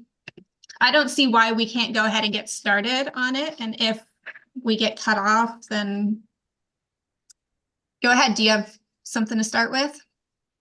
Not in particular, but I feel like if they're there, we should just move through them.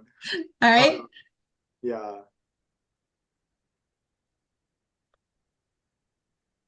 Identifying and understanding community priorities Good and conversations. Get those last words out. And then what we're going to do is we had everybody stay in your group, but we're going to now stand up and move to a new group so you can visit with some different people. We're going to do one more table conversation before lunch. Lunch is here. We'll do our last table conversation over lunch. So we'll do one more. Let's everybody stand up. We want you to move to a new table. So the facilitators, the DLCD staff will stay the same.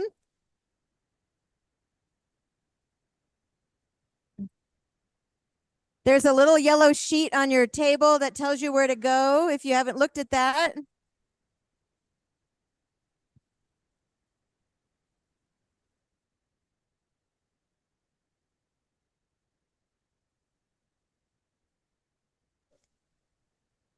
Table A.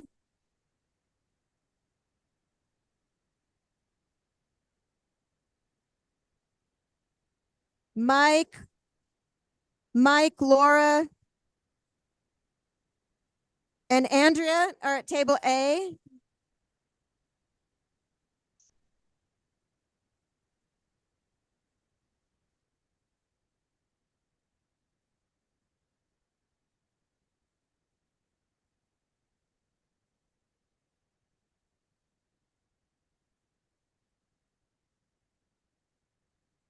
Okay, so how about thoughts on selection criteria with consideration and community priorities and benefits?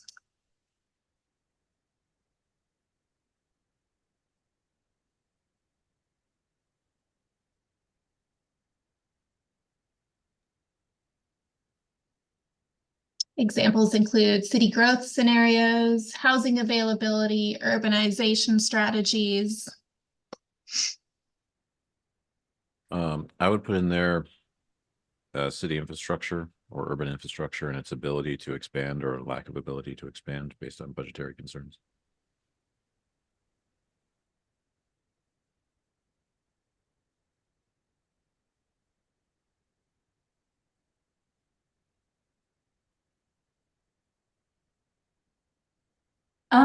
And they touched on it a little bit during the presentation before, but I think the effect that the speculative value of the land, how that affects the community and the regional, for my perspective, the regional agricultural community, and whether or not land that is still going to be for farmland, the price goes up because there's speculation that it could be something more.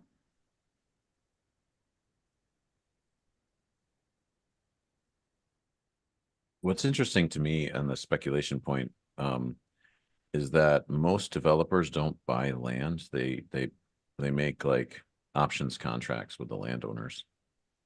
So it'd be interesting. I mean, it's a probably way too in the weeds, but it would be really interesting to me to sort of explore mechanisms by which the speculation occurs and ones that deeply affect the land use value and ones that don't express themselves in increased land prices for folks around there.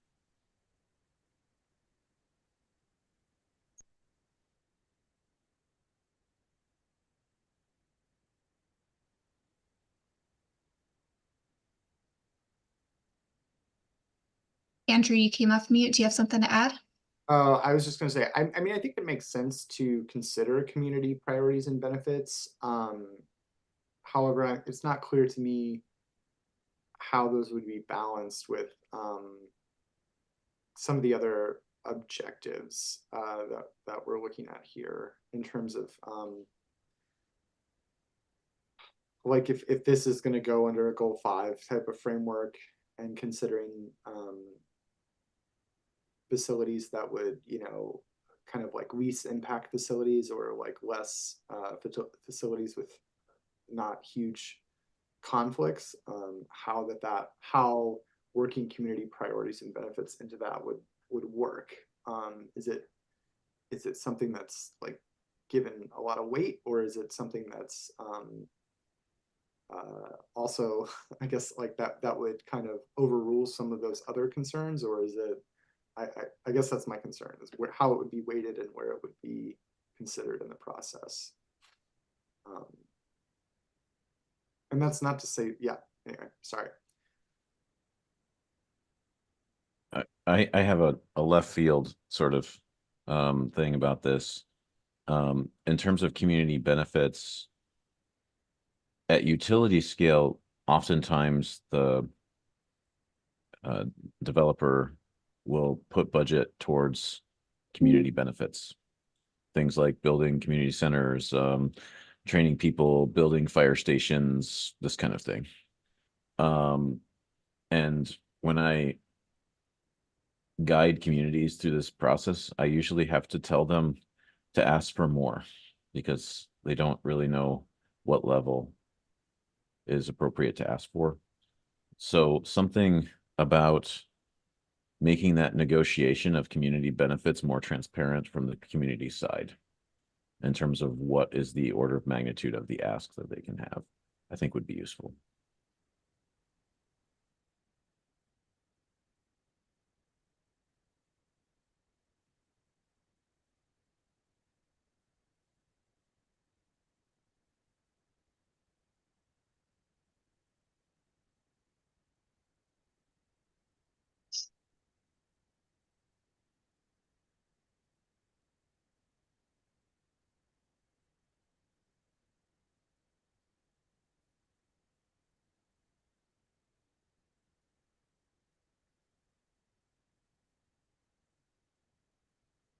Other thoughts?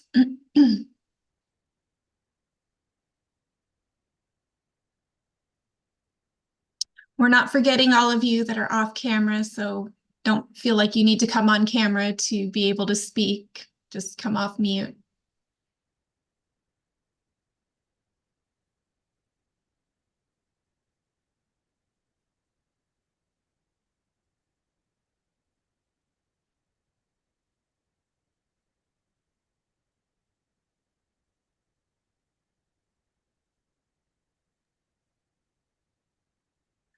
Anahi, I hope I pronounced that right. We haven't heard from you in these last 2 session discussions. Do you have anything to add? Yeah, I was eating lunch, so and I take medication, so I have to eat lunch with my meds. I apologize. I was just, I guess, so just to be clear, this is like my first time on Iraq, so I'm kind of still learning the processes. I worked on this deciding bill, but this is like my first time kind of going into the deep, dirty and gritty of this. But I'm thinking here in like community priorities and benefits, and what Verde is all about is like equity and making sure that whatever processes are happening, that when people are brought into the table, that it's an equitable or as equitable as possible. So I'm thinking here, you know, how can we make all these things inequitable? So I guess it's just kind of more of like more of a comment slash idea and not really sure how to translate it into terms that would be beneficial for solar siting here.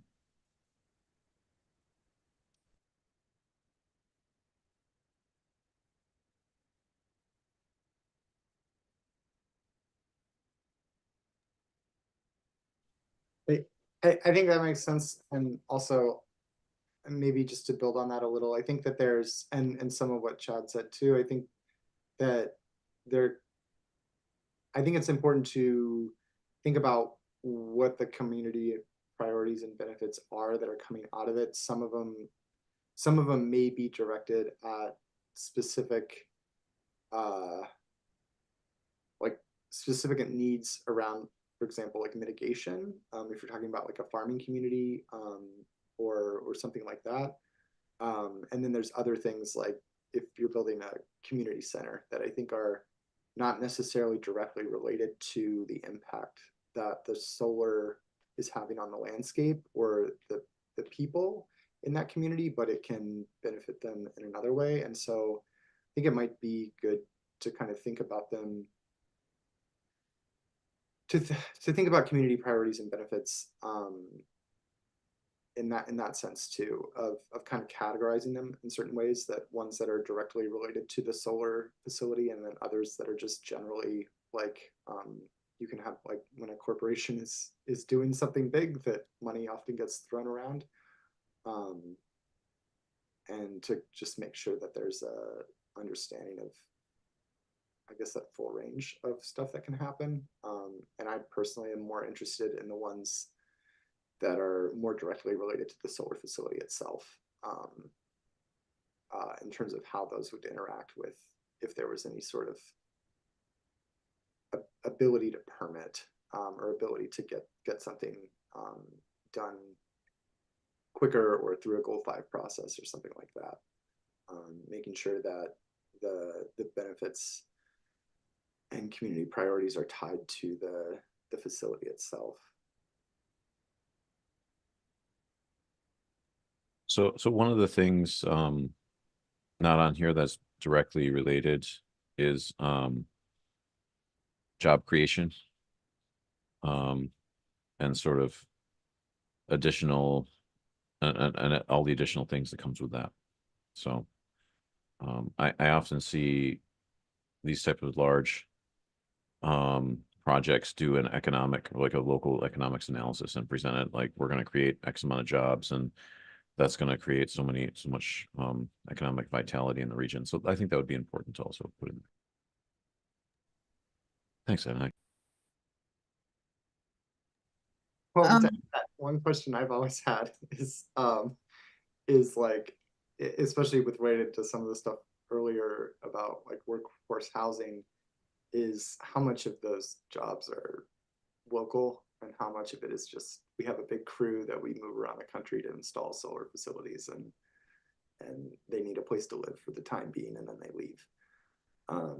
So I think that's important to consider too. Interesting enough, No, every single project that I've observed from afar, commits to doing local union labor, just as a concession to get people on board of the project. I don't think they're doing it necessarily out of the kindness of their heart. I think it's a strategy to get more community buy-in personally. It's not a regulated thing that I can tell, but that's usually the choice that's made. I'm talking more about long-term jobs in terms of maintenance of the site, maintenance of the panels, the engineering associated with power transmission, that kind of thing, is more permanent jobs that will live locally.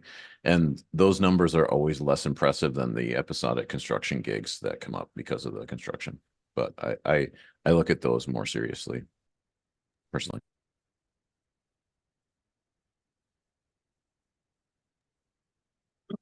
I also just kind of wanted to add about kind of like labor and insights, but kind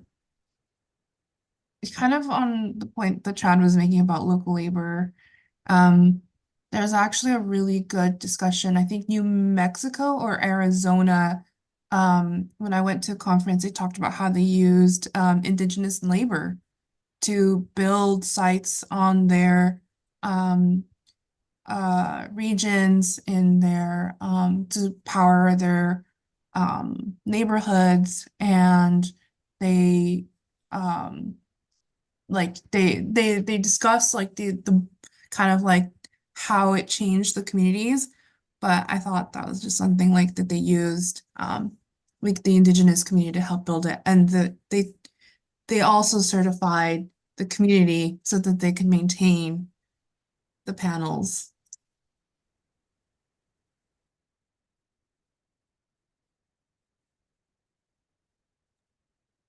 So while other folks aren't talking, I'll just chime in with a few things, trying to dovetail with other comments that have been made, as well as trying to collect some of my thoughts. This question's a little nebulous for me, but I think economic impacts, both short-term and long-term, and framing them as impacts, as that could both be pluses as well as minuses, and that should be something that's factored in as a consideration. Additionally, I think something about the type and size of the land that's available in a community, as far as, how much is EFU, how much is different sorts of classifications. And then the last one that I'm still struggling with the best way to articulate it, but something from the community that indicates that this is something that they want to do. And I know that we're framing this as a voluntary thing anyways, but just something I think that gets at community engagement and making sure that the community is aware and supportive of any projects that might occur. Thank you.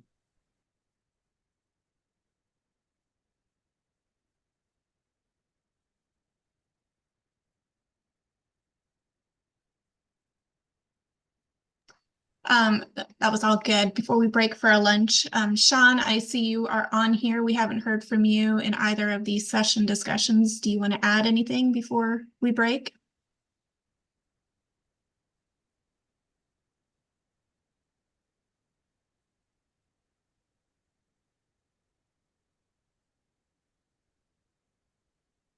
All right, well, feel free to add something to the chat or speak up otherwise. I was notified by Jamie and consultants that we're going to break until 12:50 for lunch, and then we'll come back and we'll do session 4. Cool, thanks. See y'all then. Thank you.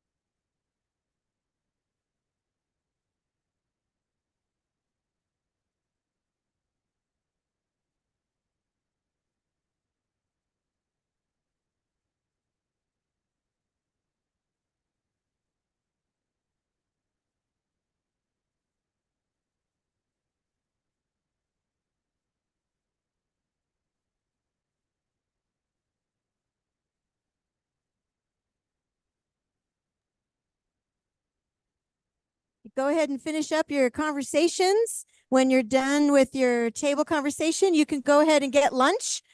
We've got lunch all set up here. And then I'm putting a sign on each table about where you go with your lunch.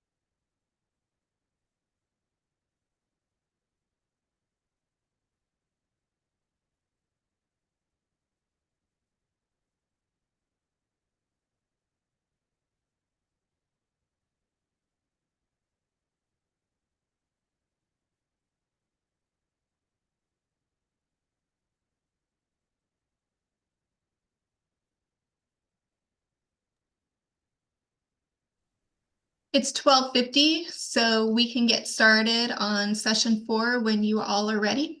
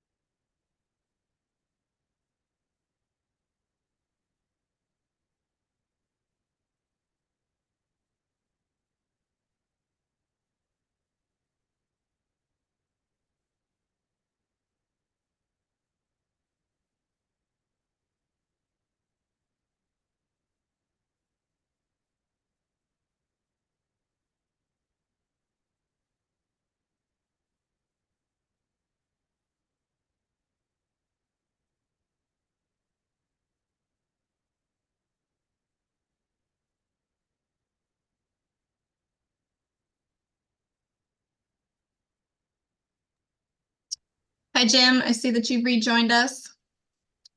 I think while you were gone, we did sessions 2 and 3, and we're just getting ready to start on session 4. Hopefully everybody can see my screen. Got that item shared. What are your high-level thoughts about locational items? There's language included here on the sheet from the charge that the Land Conservation Development Commission adopted. Annual solar utility scale capacity factor, reasonable proximity to transmission. Other examples, other issues?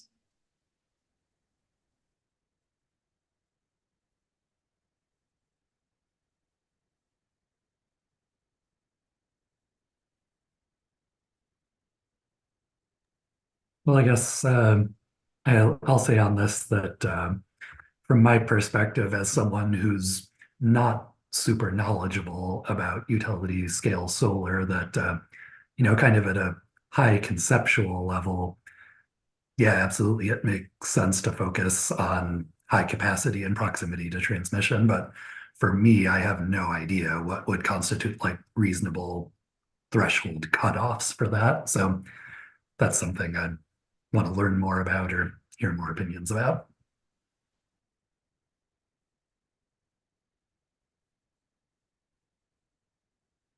I just want to follow up and say I agree with Dan about the utility scale capacity factor.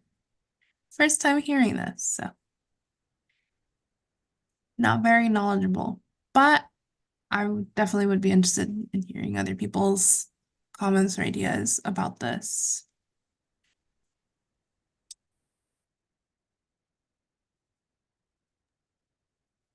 This is April. I'll just add, I agree with the comments that were just made, but would also suggest, and if we're going to have a TAC or some sort of informational sessions on transmissions lines, we may get some more information from that. But I think information as far as whether this is a transmission line that is owned by a for-profit utility versus lines that are operated and or owned by electric co-ops. My understanding, which is very nascent at this point, is that there could be additional fees, wheeling fees, things like that, depending on if there are multiple utilities involved. So I think that should be at least something that's a consideration in looking at expansion.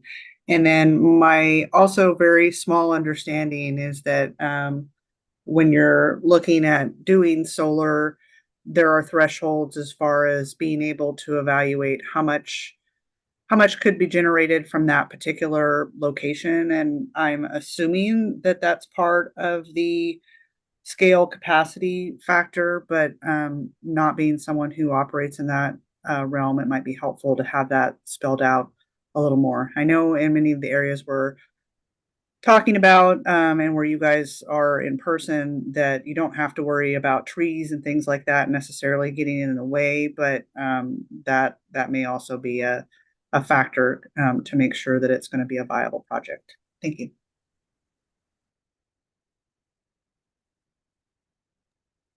All right, thank you, April. Chad, did you want to add something?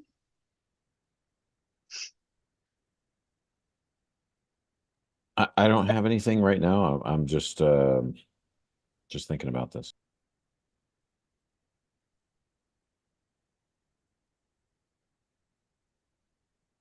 I'll chime in for a second. First of all, let me apologize. My internet went down on me, so I disappeared on you folks for a while in the earlier session. As far as the utility scale capacity factor, I think I'm in the same boat as everyone else. I need to learn some more about that. I wouldn't know where to draw the line and whether or not there are, geographic factors that come into play there. And one comment on the transmission, that's kind of challenging, I believe, to put a proximity factor into this. I mean, it's closer the better because you're impacting less land in terms of connection. But some of those the transmission capacity of those lines is not infinite, so they have to have a capacity factor as well. You can't just add more electrons onto a transmission line that's already fully utilized. So I think these both topics open up a lot of other questions.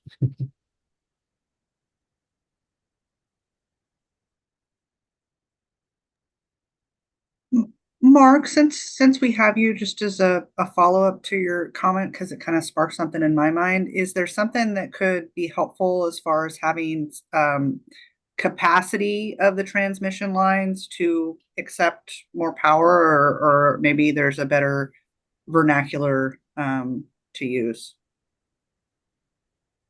You're testing the limits of my knowledge. I'm not a transmission engineer by any means. I'm a property guy, but we could certainly get some more information from the various utilities and BPA and find out what lines do have availability. That would be really good to know. And also, there's always new lines being proposed as well, and in the licensing queue, and so those might add some extra optionality as well.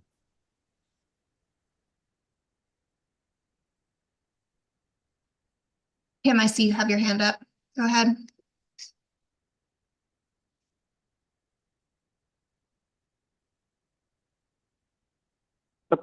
Can you guys hear me? Yes. Okay. Kind of leading in support of answering, I guess, this question or thoughts about the future, a big thing for us, I guess, is baselining, what is already built, what is already permitted, and getting that into a map.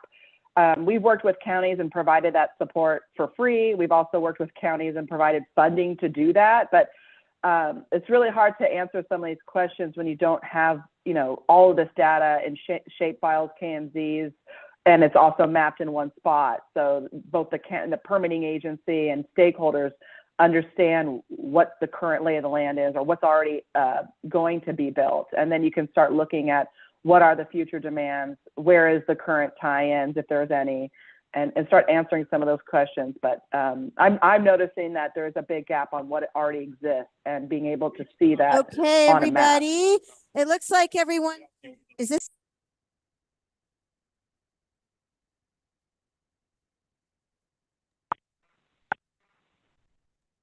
So hopefully you've consulted the list to be at that table. I promise you this is the last move before the tour. And because this is a working lunch, we do ask that you need to work. Apologies. But so we've got session 4. This is the last question, and it's around siting. It's around siting. So this is the last question. And if you can do the, oh, thank you for quieting down. If you could do this question for, I don't know, about 20 minutes or so, and then you'll just stay at your table and we'll transition to just a little conversation about the charter. And then we'll finish up.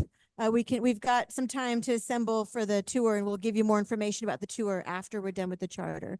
So take about 20 minutes to talk about this question, which is, there it is.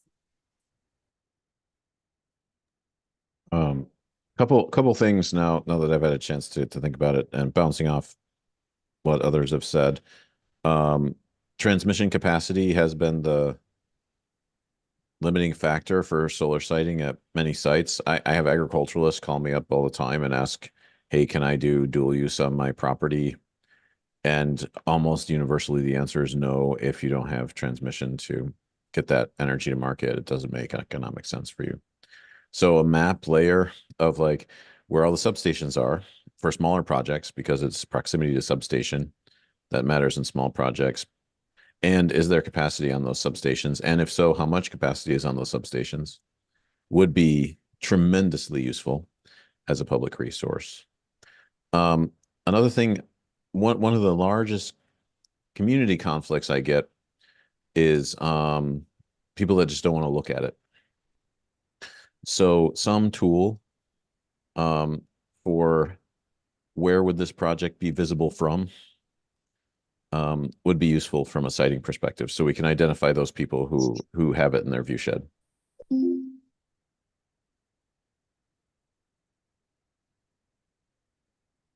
Good point. Hey, Kim, I just want to circle back around to you and make sure that you were able to voice all of your thoughts before we got interrupted by the room. No, I think I covered it all. Hopefully that made sense and you guys could hear me clearly. Yep. Thank you.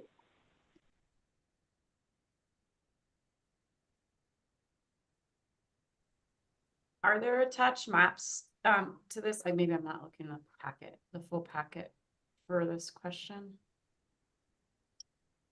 It looks like there are a couple of maps. Not much. Okay.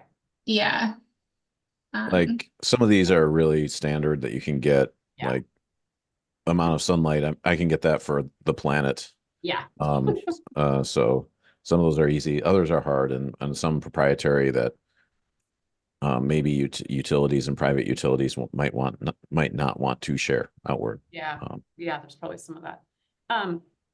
I haven't looked, but Arissa is turned into a good mapping tool. And I don't know how much it could be leveraged to address some of these questions.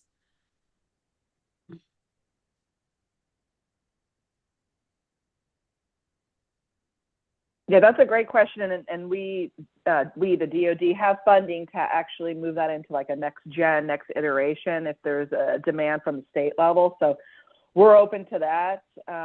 Cool.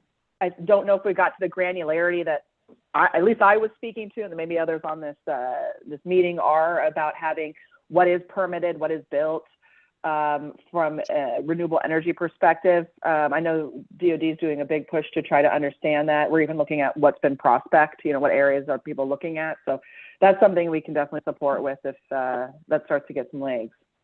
Yeah. Is there a way, and this is probably harder technically because I understand, but is there a way we could provide communities with a tool that tells them if a project is built here, this is the likely users of the electricity?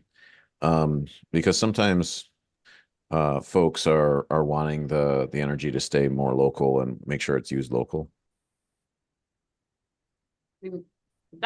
Maybe that's a PGE question, but I think that's a hard question to answer. Because the answer I've gotten a lot is it's, well, electrons are going to go where electrons are needed, right? No, I get it. I And just like sometimes trying to address I it. think it's the difference though between like just like community scale distributed versus like utility scale, and then that's power's going to where the PPA tells the power to go. Yeah, to a large extent, if you're dealing with utility scale, once it gets on the grid, it goes, you know, it goes to the hole. Yeah. I'm not speaking very eloquently on it, but No, I get it. Flows like water. It finds the lowest point and goes to it. Yeah. it goes to the need, and I think that's really challenging to specify where specific power is going to go. Yeah. But I think on that point, you know, not necessarily related to our question, but that gets to like the community benefits, right? People wanting to see the benefits of the project staying within their community.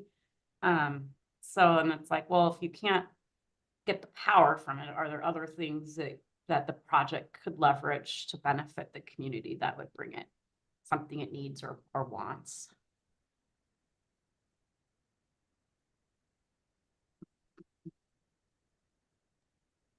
And I think in some earlier comments, there were talks about fire stations and community centers and other things that could be leveraged by the community if the site is built there.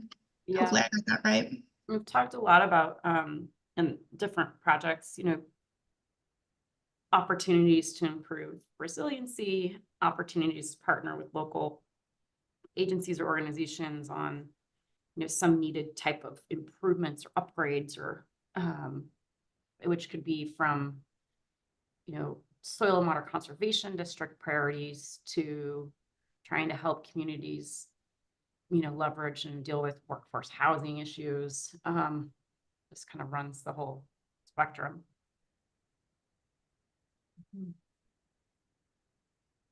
Sorry, I had to jump off for a while and jump back on. So are we not even to the charter agenda item yet?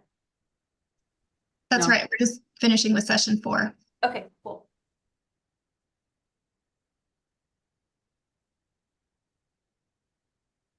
I'll like make one other comment on where the power is used. In a lot of situations, especially with PGE and Pacific Core, we're either generating or obtaining power from outside what we call our service territory. So we can't necessarily provide the electrons right back to where they're generated. So that's another challenge for at least the larger utilities. Some of the co-ops, you know, they're stay at home.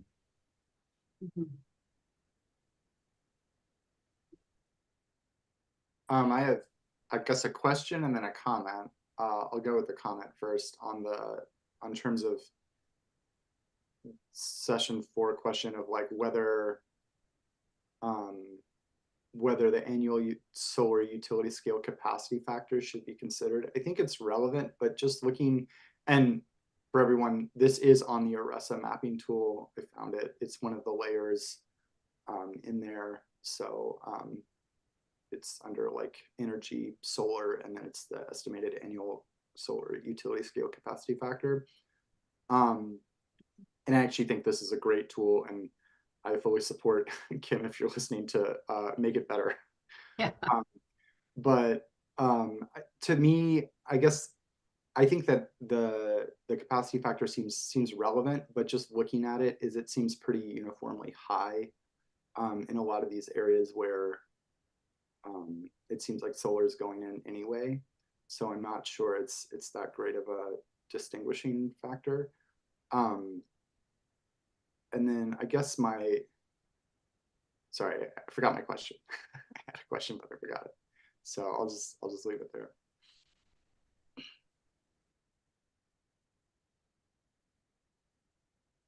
Definitely jump back in when you remember it.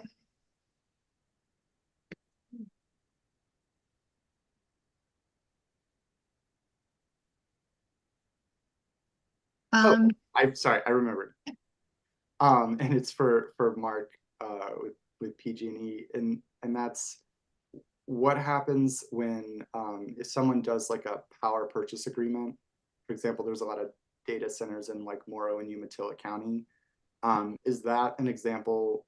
I know the power kind of flows where it flows, but is that an example where you could kind of target, say, like the power from this solar facility is basically offsetting this local, I guess, demand source for power? Like if you had a big data center, could that work that way, or is that not how that works at all? That's one way that the power can get classified as green power, if you want to call it that. You could specify that, or it's more of an allocation than an actual physical transfer. But yeah, that's one way of doing that, and that's one way of tying community benefits or green power benefits to a particular source. Not necessarily scientific, but more of an accounting function. Yeah, but does that occur like outside of the utility framework? Yeah. PGE does some of that, and we have customers that require or request portions of their demand be green power, and we have a department that does that. Okay, so I see. But then when you like, if you can say this solar facility is producing X amount of power per year, and this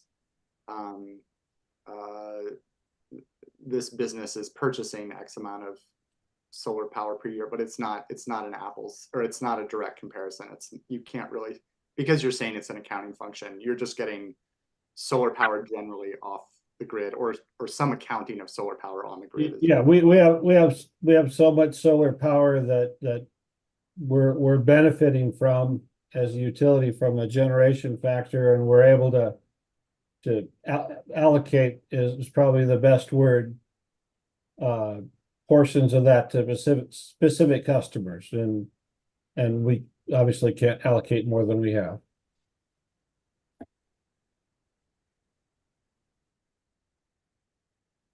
So I worked on a data center in this was in Hillsborough, but it was a participant in PGE's green power purchase program. And that PGE had just increased the megawatts of its green power purchase program because it was partnering with particular renewable development to feed it. But otherwise you can't really tie it back to like that particular project, right? Like, although I think like it would make more sense to folks, and maybe goes to Chad's point about like staying in the community if you could, but that's hard to do.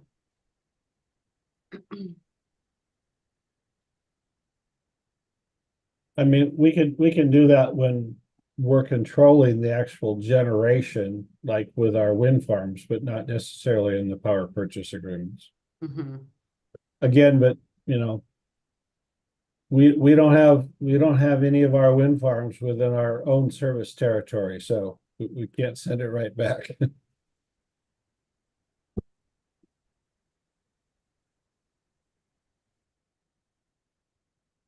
What was the discussion about having a TAC?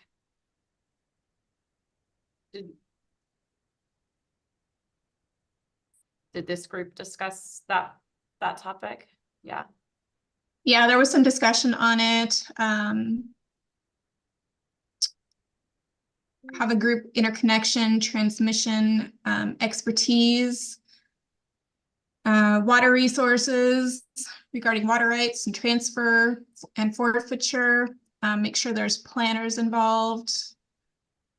The examples used were thought to be good examples, such as wildlife fire mitigation, attack around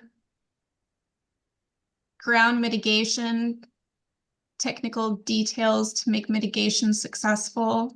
Mm-hmm. And then definitely some agreement that all of these different TAC ideas overlap each other, and to make sure that there was good communication between the TACs, make sure everybody's getting to the same end result. So having more than one TAC kind of grouped by topics. Yeah, that's kind of the way it sounded from the group. Anybody else can jump in. From an agency perspective, that's kind of hard to manage. You know, yeah. Our housing rulemaking right now has 3 different TACs running concurrently along with the large housing rack. So it's a lot of meetings, especially if there's people from the larger rack who want to participate on the more specialized TACs. It's a lot. Yeah. But it's doable.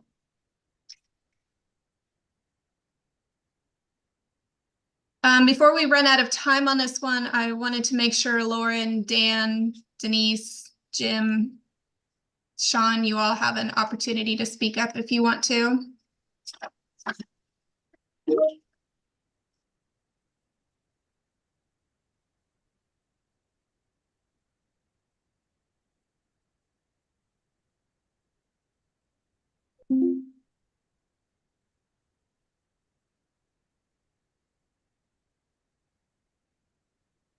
Andrew, you came back on camera. Did you want to add more? No, sorry, I was just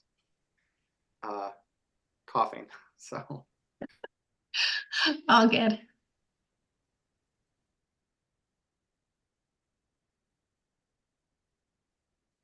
Elaine, do you want to add something to the conversation about tax? No, I was just curious of what this group had thought about them. Thanks.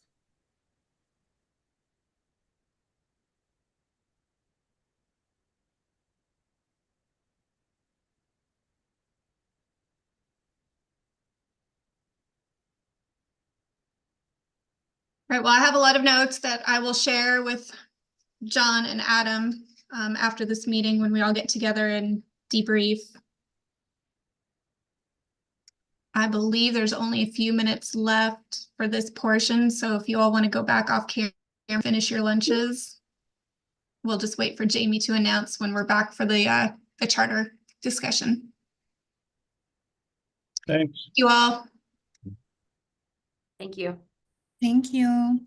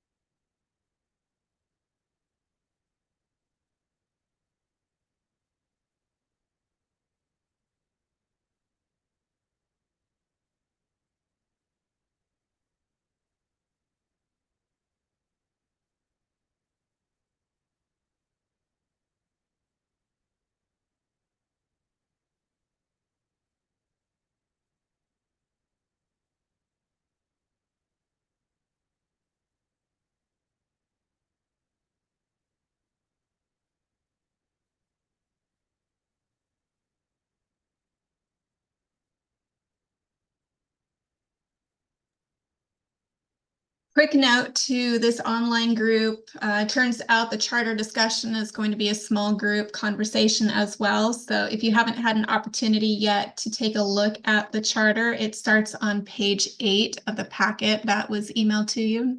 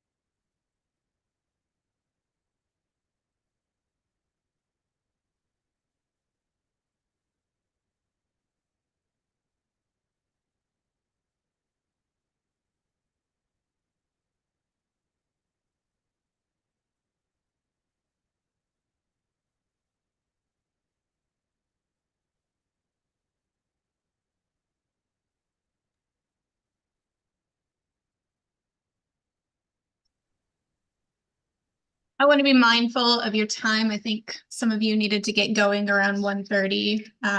So we can go ahead and start the charter conversation without the announcement for the other small groups as well. Does anyone have any feedback on the charter?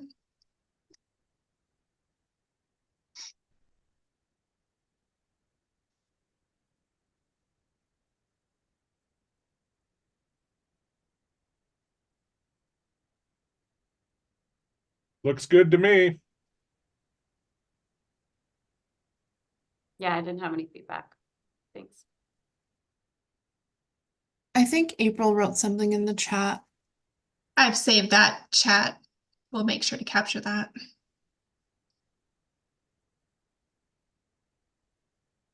Looks okay to me. Same here. I don't have anything to add.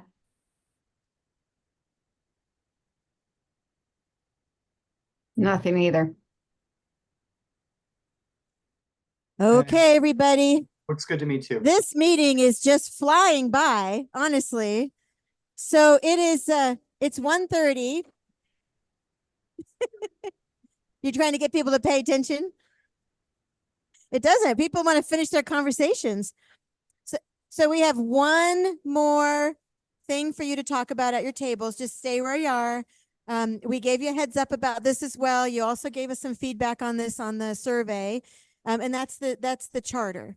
So in your packet, there's a 3-page charter. We had most of you actually took the survey and gave us some good feedback. By and large, everybody was like, yeah, this looks good. There was some questions about being able to have alternates or proxies. But if you can just take 10 minutes at your table and just talk about the charter, and at your table, do a little, like a group agreement. I mean, just say, are we good with this? Or do we have an edit or an amendment that we would offer? So just at each group, and then we'll just hear from each group. If the group is good, then you can just say, we're good with this, and we can move on. If you have a friendly amendment, you can put it out there. We can talk about it. My hope is that we can be done with the charter conversation by 1:45. And then we wanted to do just a quick kind of a lightning round of highlights. Actually, just a lightning round of highlights from each of the facilitators for each of the topic areas. I mean, there's a ton of information, but just like scratch the surface. And then we'll also put the sheets up and people can look at them at your leisure as well. Well, you don't have a lot of time because we have to get on the buses or the vans at 2. But when we come back, you can look at them, and we'll be typing all these up as a part of the meeting notes as well. So you'll be able to see what all the groups have talked about. Dan, are you not finding the charter? You got it? There it is. It looks like this. It says, Eastern Oregon Solar Siting Rulemaking Advisory Committee Charter. So at your table, 10 minutes, just talk amongst yourselves about the charter. Good to go. Any amendments? And then I'll check in with you. Folks online, I've already done it. They're doing it now. Okay.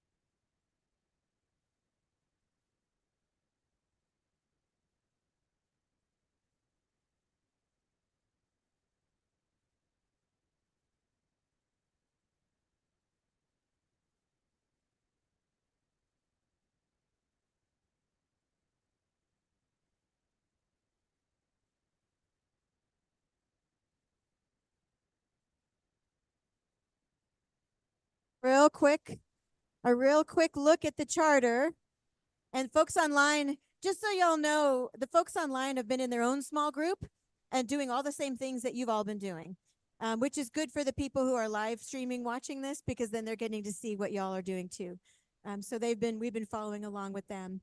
So let's just do a quick round around the tables and get your sense on the charter. If it's good to go, thumbs up. If you have a friendly amendment, tell us what it is, and we'll all decide if we want to make that so.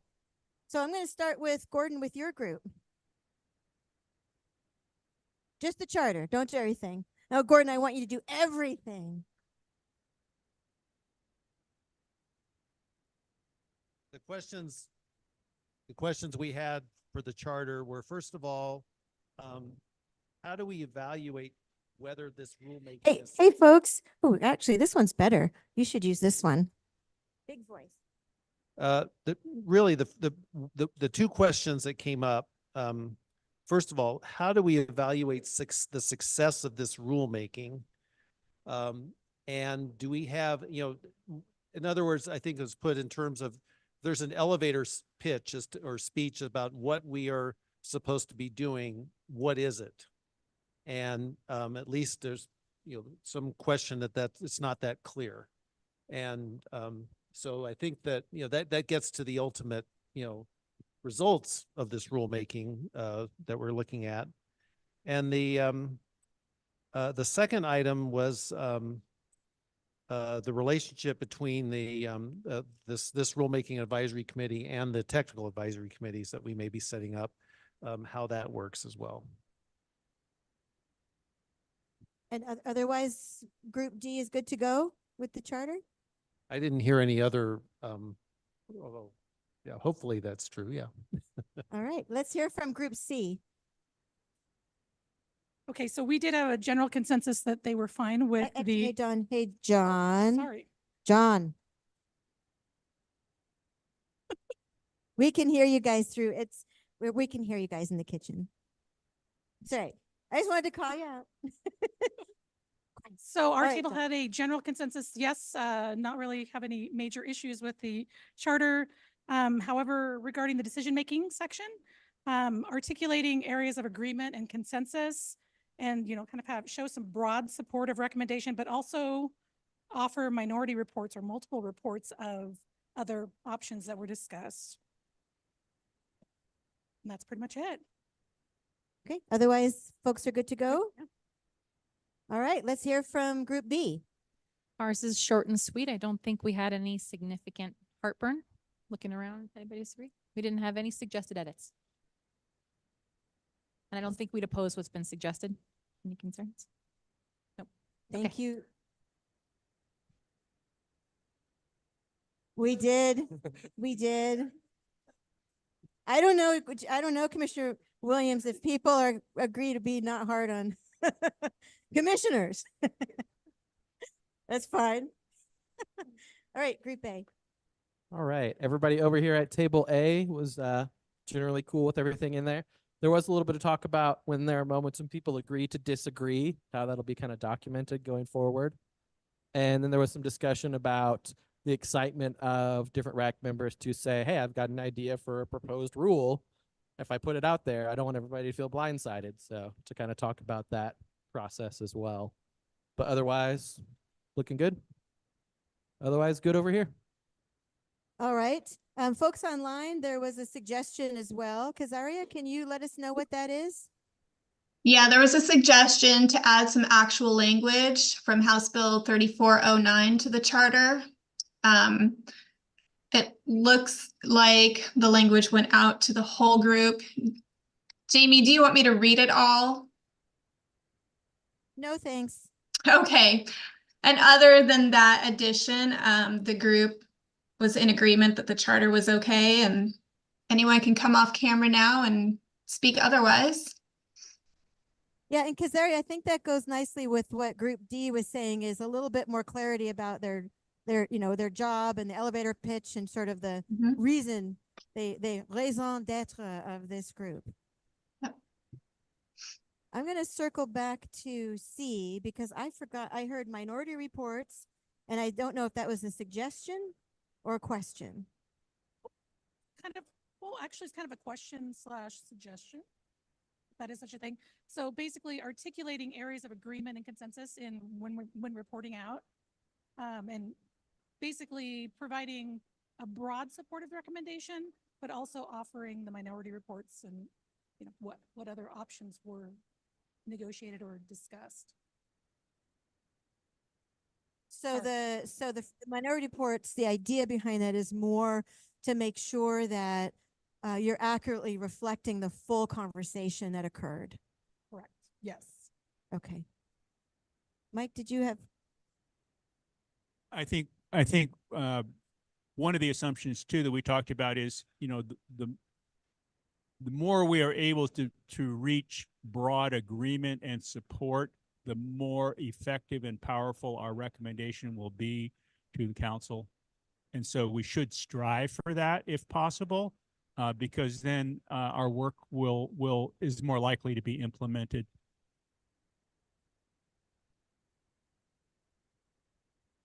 Thanks for that clarification. And remember, I'm sorry, I'm standing right behind you.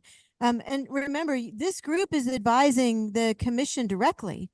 And so it really helps them if you can be really clear about where your areas of agreements are, what this group as a broad coalition supports, what are the things that you considered and maybe dismissed or didn't move forward, and why.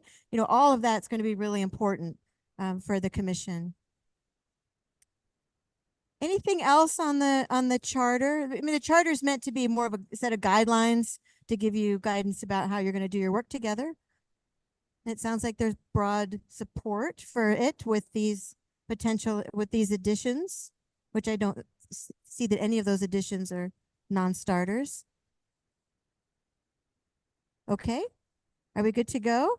Can we do a thumbs up around about the charter? Everybody, let's see, thumbs up around. Yeah. All right. Brandon's got 2 thumbs. Okay, so I got to tell you this quick story before we hear highlights. So I was in Colorado, and I did a thumbs up like this. I was like, all right, everybody, thumbs up. And 2 of the people in the room, one of them had a part of a thumb, like a little stub of a thumb, and one of them had a half of a thumb. And I'd never had that happen before. And they were roping accidents and other accidents. But it was just like, well, what does this mean? So I had to always, now I'm very conscious of, if I ask people for a thumbs up, it's okay if you have a half thumb.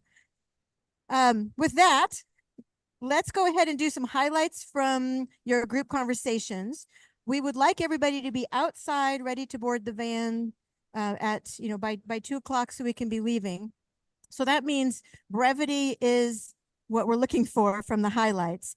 So I was going to start with you, John, but I actually think I'm going to start with Kazaria online and let Kazaria. So the idea is just really high level, like a few things that really jumped to that your group kind of talked about on each one of the topics, just a few. And then Gordon, if there are similarities, you don't have to repeat them. If there's some things to add, and Dawn, if there's things to add, you can add. Angie, things to add. And maybe by the time we get to Adam, there won't be anything to add. And Adam can say, go to the bathroom, get a coffee, and get on the van.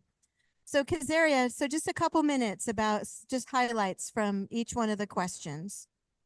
Sure, thanks, Jamie. Well, we weren't facilitating a small group online for session 1, so I don't have anything to add to that. But for session 2 regarding the tax, there was definitely an emphasis on making sure that there was good communication between all of the TACs that might be formed and the RAC to make sure everyone's working towards the same end goal. There was a lot of talk about equity in session 3 and speculative value of land. There was some focus on that conversation. And then for session 4, I think for session 4, we had more conversation on mapping and what sort of mapping data is needed. And Kim offered that they have some funding available to maybe make the Orisa maps a little bit more robust. So we might want to take her up on that.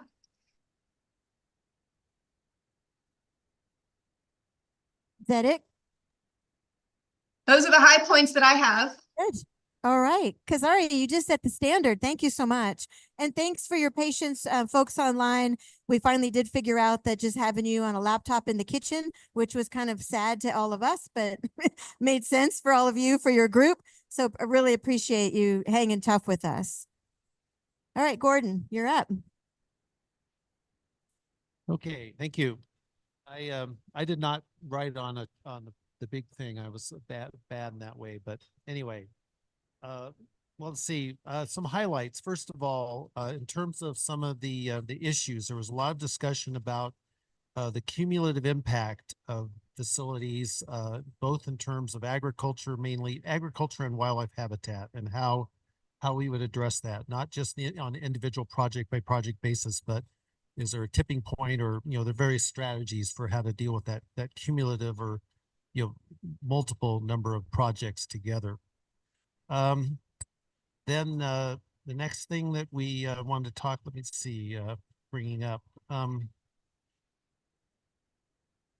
terms of transmission, we had a lot of discussion, the proximity issue, but also whether not just the existence of transmission lines, but also the capacity of those transmission lines to take in take up new power that would be brought up from the solar facilities. That has to be part of the whole mapping exercise. It's not just a matter of here's a transmission line, is what is the capacity of that transmission line to be upgraded or added to in some way, or does it have capacity? That has to be part of the whole mapping exercise. We had a very interesting discussion. I had two county planners for the talk about the local benefit issue. I'm sorry, first of all, in terms of technical advisory committees, we thought both ag issues and wildlife habitat would benefit from a TAC, but other issues, maybe even a webinar of experts to provide information to the Rulemaking Advisory Committee would be sufficient, so that the RAC would be educated on those issues, such as, say, wildfire and things like that. There were others on that list. Yeah, the third one, as here, we had two county planners at our table, so it was a very interesting discussion of potential community benefits. The main benefit that counties certainly see now from these facilities is the increase in property tax revenue, and we had some discussion of that. Had discussion, there's impact issues brought up locally about aesthetics and things like that. The local government officials are dealing with on these issues. Also wanted to have a process to talk about benefits to the community, to present those. A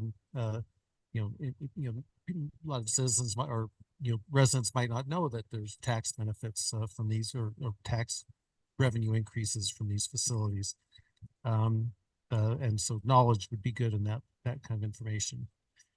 And then finally, regarding the last one, looked like, looking at the map, obviously everywhere in Eastern Oregon, there seems to be a pretty high benefit or high potential productivity for solar, but clearly the transmission lines are the other issue with that in terms of proximity to those. We had an interesting discussion about an individual situation from one of our members who's dealing with that kind of a question, and also a discussion of the fact that a lot of the power that's needed now is needed because of new data center development in Eastern Oregon itself. So that's kind of a summary of everything. Great.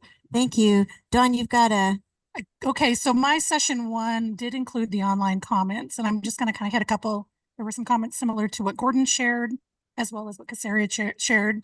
There was a really strong point that lands and irrigation districts not be included in the initial discussion.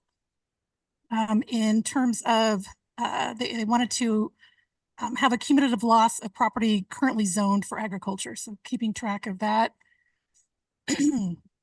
And then also the project retirement was a big one that came up in terms of like a general consensus on when that project retires. Does the assurance of temp sites being cleared removed? Industry have a typical threshold or time frame and for these. I did not have session 2 because we were in the midst of moving. So session 3, which deals with how to identify the best, understand the community priorities and benefits. Pretty strong comp plan should not be where they go. So issues around local capacity and lack of local resources, just not having updated plans, and that should definitely not be the place they go. Another one that they mentioned were, tax incentives, benefits, public versus private, assurance that infrastructure could be taxed benefit to a county, water right preservation, use or lose, no temporary retirement and transfers from permanent to temporary.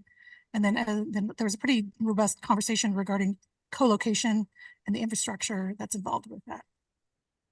I think, yeah, that was it, right? We had one more. One more, sorry, one more. Trying to get out of here, sorry guys. Try to go fast. And then the last one dealt with in terms of the proximity. So proximity to transmission lines. Let's see. One comment that came up was that the lines are mapped but not detailed if they're fully prescribed, and that would be helpful to take a look at. And then focus on utility scale. Really, what's needed is generally big, and it's not really detailed, or it's really kind of unknown. So there's a little bit of clarity that's needed there. We also talked about, reasonable proximity, and it depends on the development or developer as to what that would be. It's very difficult to determine. And the big conversation at the end, I think Mike may have brought this up, is identifying potential areas is good to assist the local planners and decision makers so that they can plan for, incentivize and build these facilities, but not really defining it too much in terms of it. There's too many conflicting priorities. So being a little bit more vague, I guess. Thank you so much, Dawn. All right, Angie. Yeah, it's a little bit quiet. Maybe switch with Dawn. Okay, lots of overlap from what we've heard, but just generally, as for what should be on the table, incentives for thoughtful applications that are complementary to things like agriculture, thoughtful retirement plans, housing opportunities for workforce, and things like bonds. There was some strong sentiment shared about how we can think about the quality of landscapes differently and not rely so much on soils, and think more about the nuances of regional and local landscapes, and not rely on just one criteria to determine whether or not property is suitable for an opportunity. We should take the opportunity to address the whole state, not just Eastern Oregon. Clarifying consultation obligations, the tribes specifically, but also the Department of Defense and others. We should consider the risks to the state if we make this too hard, right? There's some risk in making it the bar too high. Consider mitigation best management practices, including addressing cumulative effects and whether or not it's appropriate to require the mitigation that, the last developer to mitigate the bigger picture, whereas the first developer maybe only had to mitigate their individual site. Consider county or region specific agrivoltaic opportunities, noting that agriculture is different across the state and opportunities change over time. Strategic co-location that offer beneficial shade. So the example brought up at our table was linear shade along irrigation canals. Just an interesting concept. And then also what should be on the table should be a vision for future energy in the state and opportunities that come with it. The second for tax, it'd be great if we could clarify what the role and the work of the tax would include. Having a TAC that's focused on agricultural land, and I sort of framed it as the definition of agricultural land, technical resource experts that could talk about soils, capability, characteristics, and mitigation that would be appropriate for impacts to farmlands. I heard from several of my groups that made it to this table that we need a transmission line TAC that not only knows about the lines, but the capacity and the plans for future lines and future capacity so that we can better understand where the opportunity exists and what's realistic. I was not part of the siting table effort, but a couple of folks shared that we should revisit the results of that conversation to inform this discussion. And then also there was we need some confirmation and clarification about whether or not it's appropriate to discuss the tribal consultation needs for this RAC, or if that's part of the Goal 5 RAC that's happening right now that is specifically hoping to address some of that. So clarifying that would be good, or at least making sure they're coordinated. Question 3, trying to find out or hone in on the benefits to local communities and understanding. I wish I had the question in front of me. Understanding what the costs might be. There was some agreement that we should look to existing county plans for priorities and goals, whether that's the comprehensive plan or maybe things like strategic plans that are perhaps shorter in timeline. There was agreement that we should ask the counties and cities what their needs and concerns are and what the benefits might be and not make any assumptions. We should evaluate actual benefits to local communities and not sort of assert that it's, you know, general benefits as far as tax breaks and things like that. There is some notion that we should get to the granular data there and evaluate the sort of net benefit. We had an idea that you could obligate developers with the pre-application conference with the public to inform the application process. So asking them to go out and get feedback from the community before they submit their application and address it. Understanding and appreciating changes might result in sacrifice for local communities. Change is hard, and without actually asking them how it impacts them, that public hearing process can be difficult. Use this opportunity to message value and need for state to help find dollars to fund periodic review for counties so that we have current language in county plans to inform the needs. It's an idea. And then also a more tangible idea, perhaps. I got to look from Brandon. No, I know, sorry. Task or ask county planning commissions to create their own technical advisory teams to generate this information locally. That might be something that could happen. And then the last one, we need a transmission TAC to inform this discussion because proximity and capacity is largely dependent on the transmission lines to inform that discussion, but also we felt strongly that it could be a question of scale. So if you had a huge project, being farther away from the line might actually pencil at the end of the day, whereas if you had a small project, the distance might be a bit of a project killer. Let's see. And then co-location of expanded lines should be considered or incentivized. And as far as capacity of the landscape for generating energy, it was shared by one of our development partners that all land in Oregon meets the basic threshold of energy production at a commercial scale. So it's all good. I think that's it. All right, Angie, go pick up your kids. Adam, bring us home, and then I'm going to talk about the tour. All right, we are at 2:03, so I'll wrap it up with the bow real quick. I'll only talk about a couple topics we talked about over here. You covered most everything. We had a couple things stand out over here. One was individual project consultation with the tribes, early and often contact and conversations about that. There was also a lot of talk about community benefits, especially workforce housing.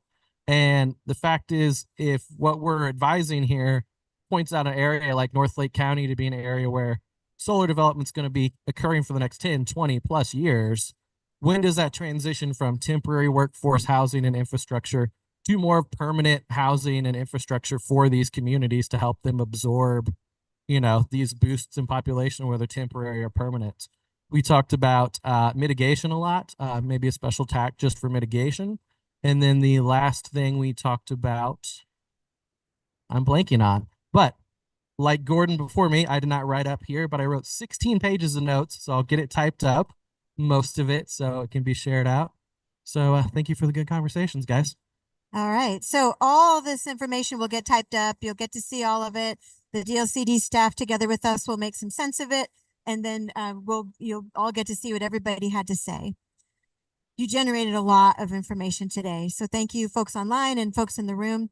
So now we're going to transition to our tour. We've got, so who is planning on driving themselves on the tour?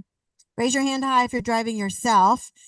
Ariel is going to give you a little packet if you're driving yourself. We have packets for everybody else too, but I want to make sure that if you're driving yourself, you get a packet.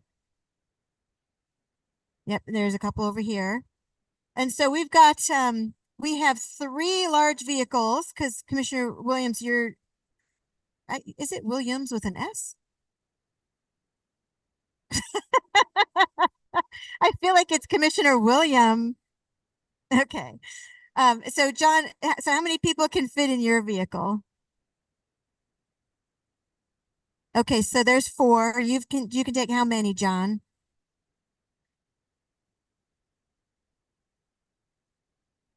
So maybe 12. Okay. So, and then how many can you take? 5. Okay. So, oh, you can take 3. Okay. So we've got 17 and 24, 25. Okay. So we can accommodate everybody. And so the vans are out, or the vehicles will be out there. Each driver will be by their vehicle.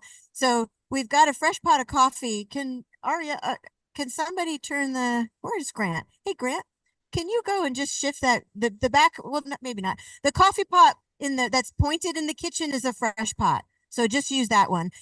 John has packaged up sandwiches and cookies for you to take with you. So you can just take those. They'll be here when we come back. We're going to come back here at the end.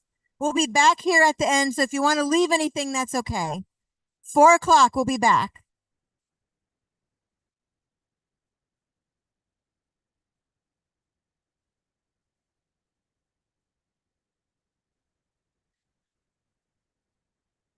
Oh, I'll tell for individual. Yeah. Okay. It's right on a corner.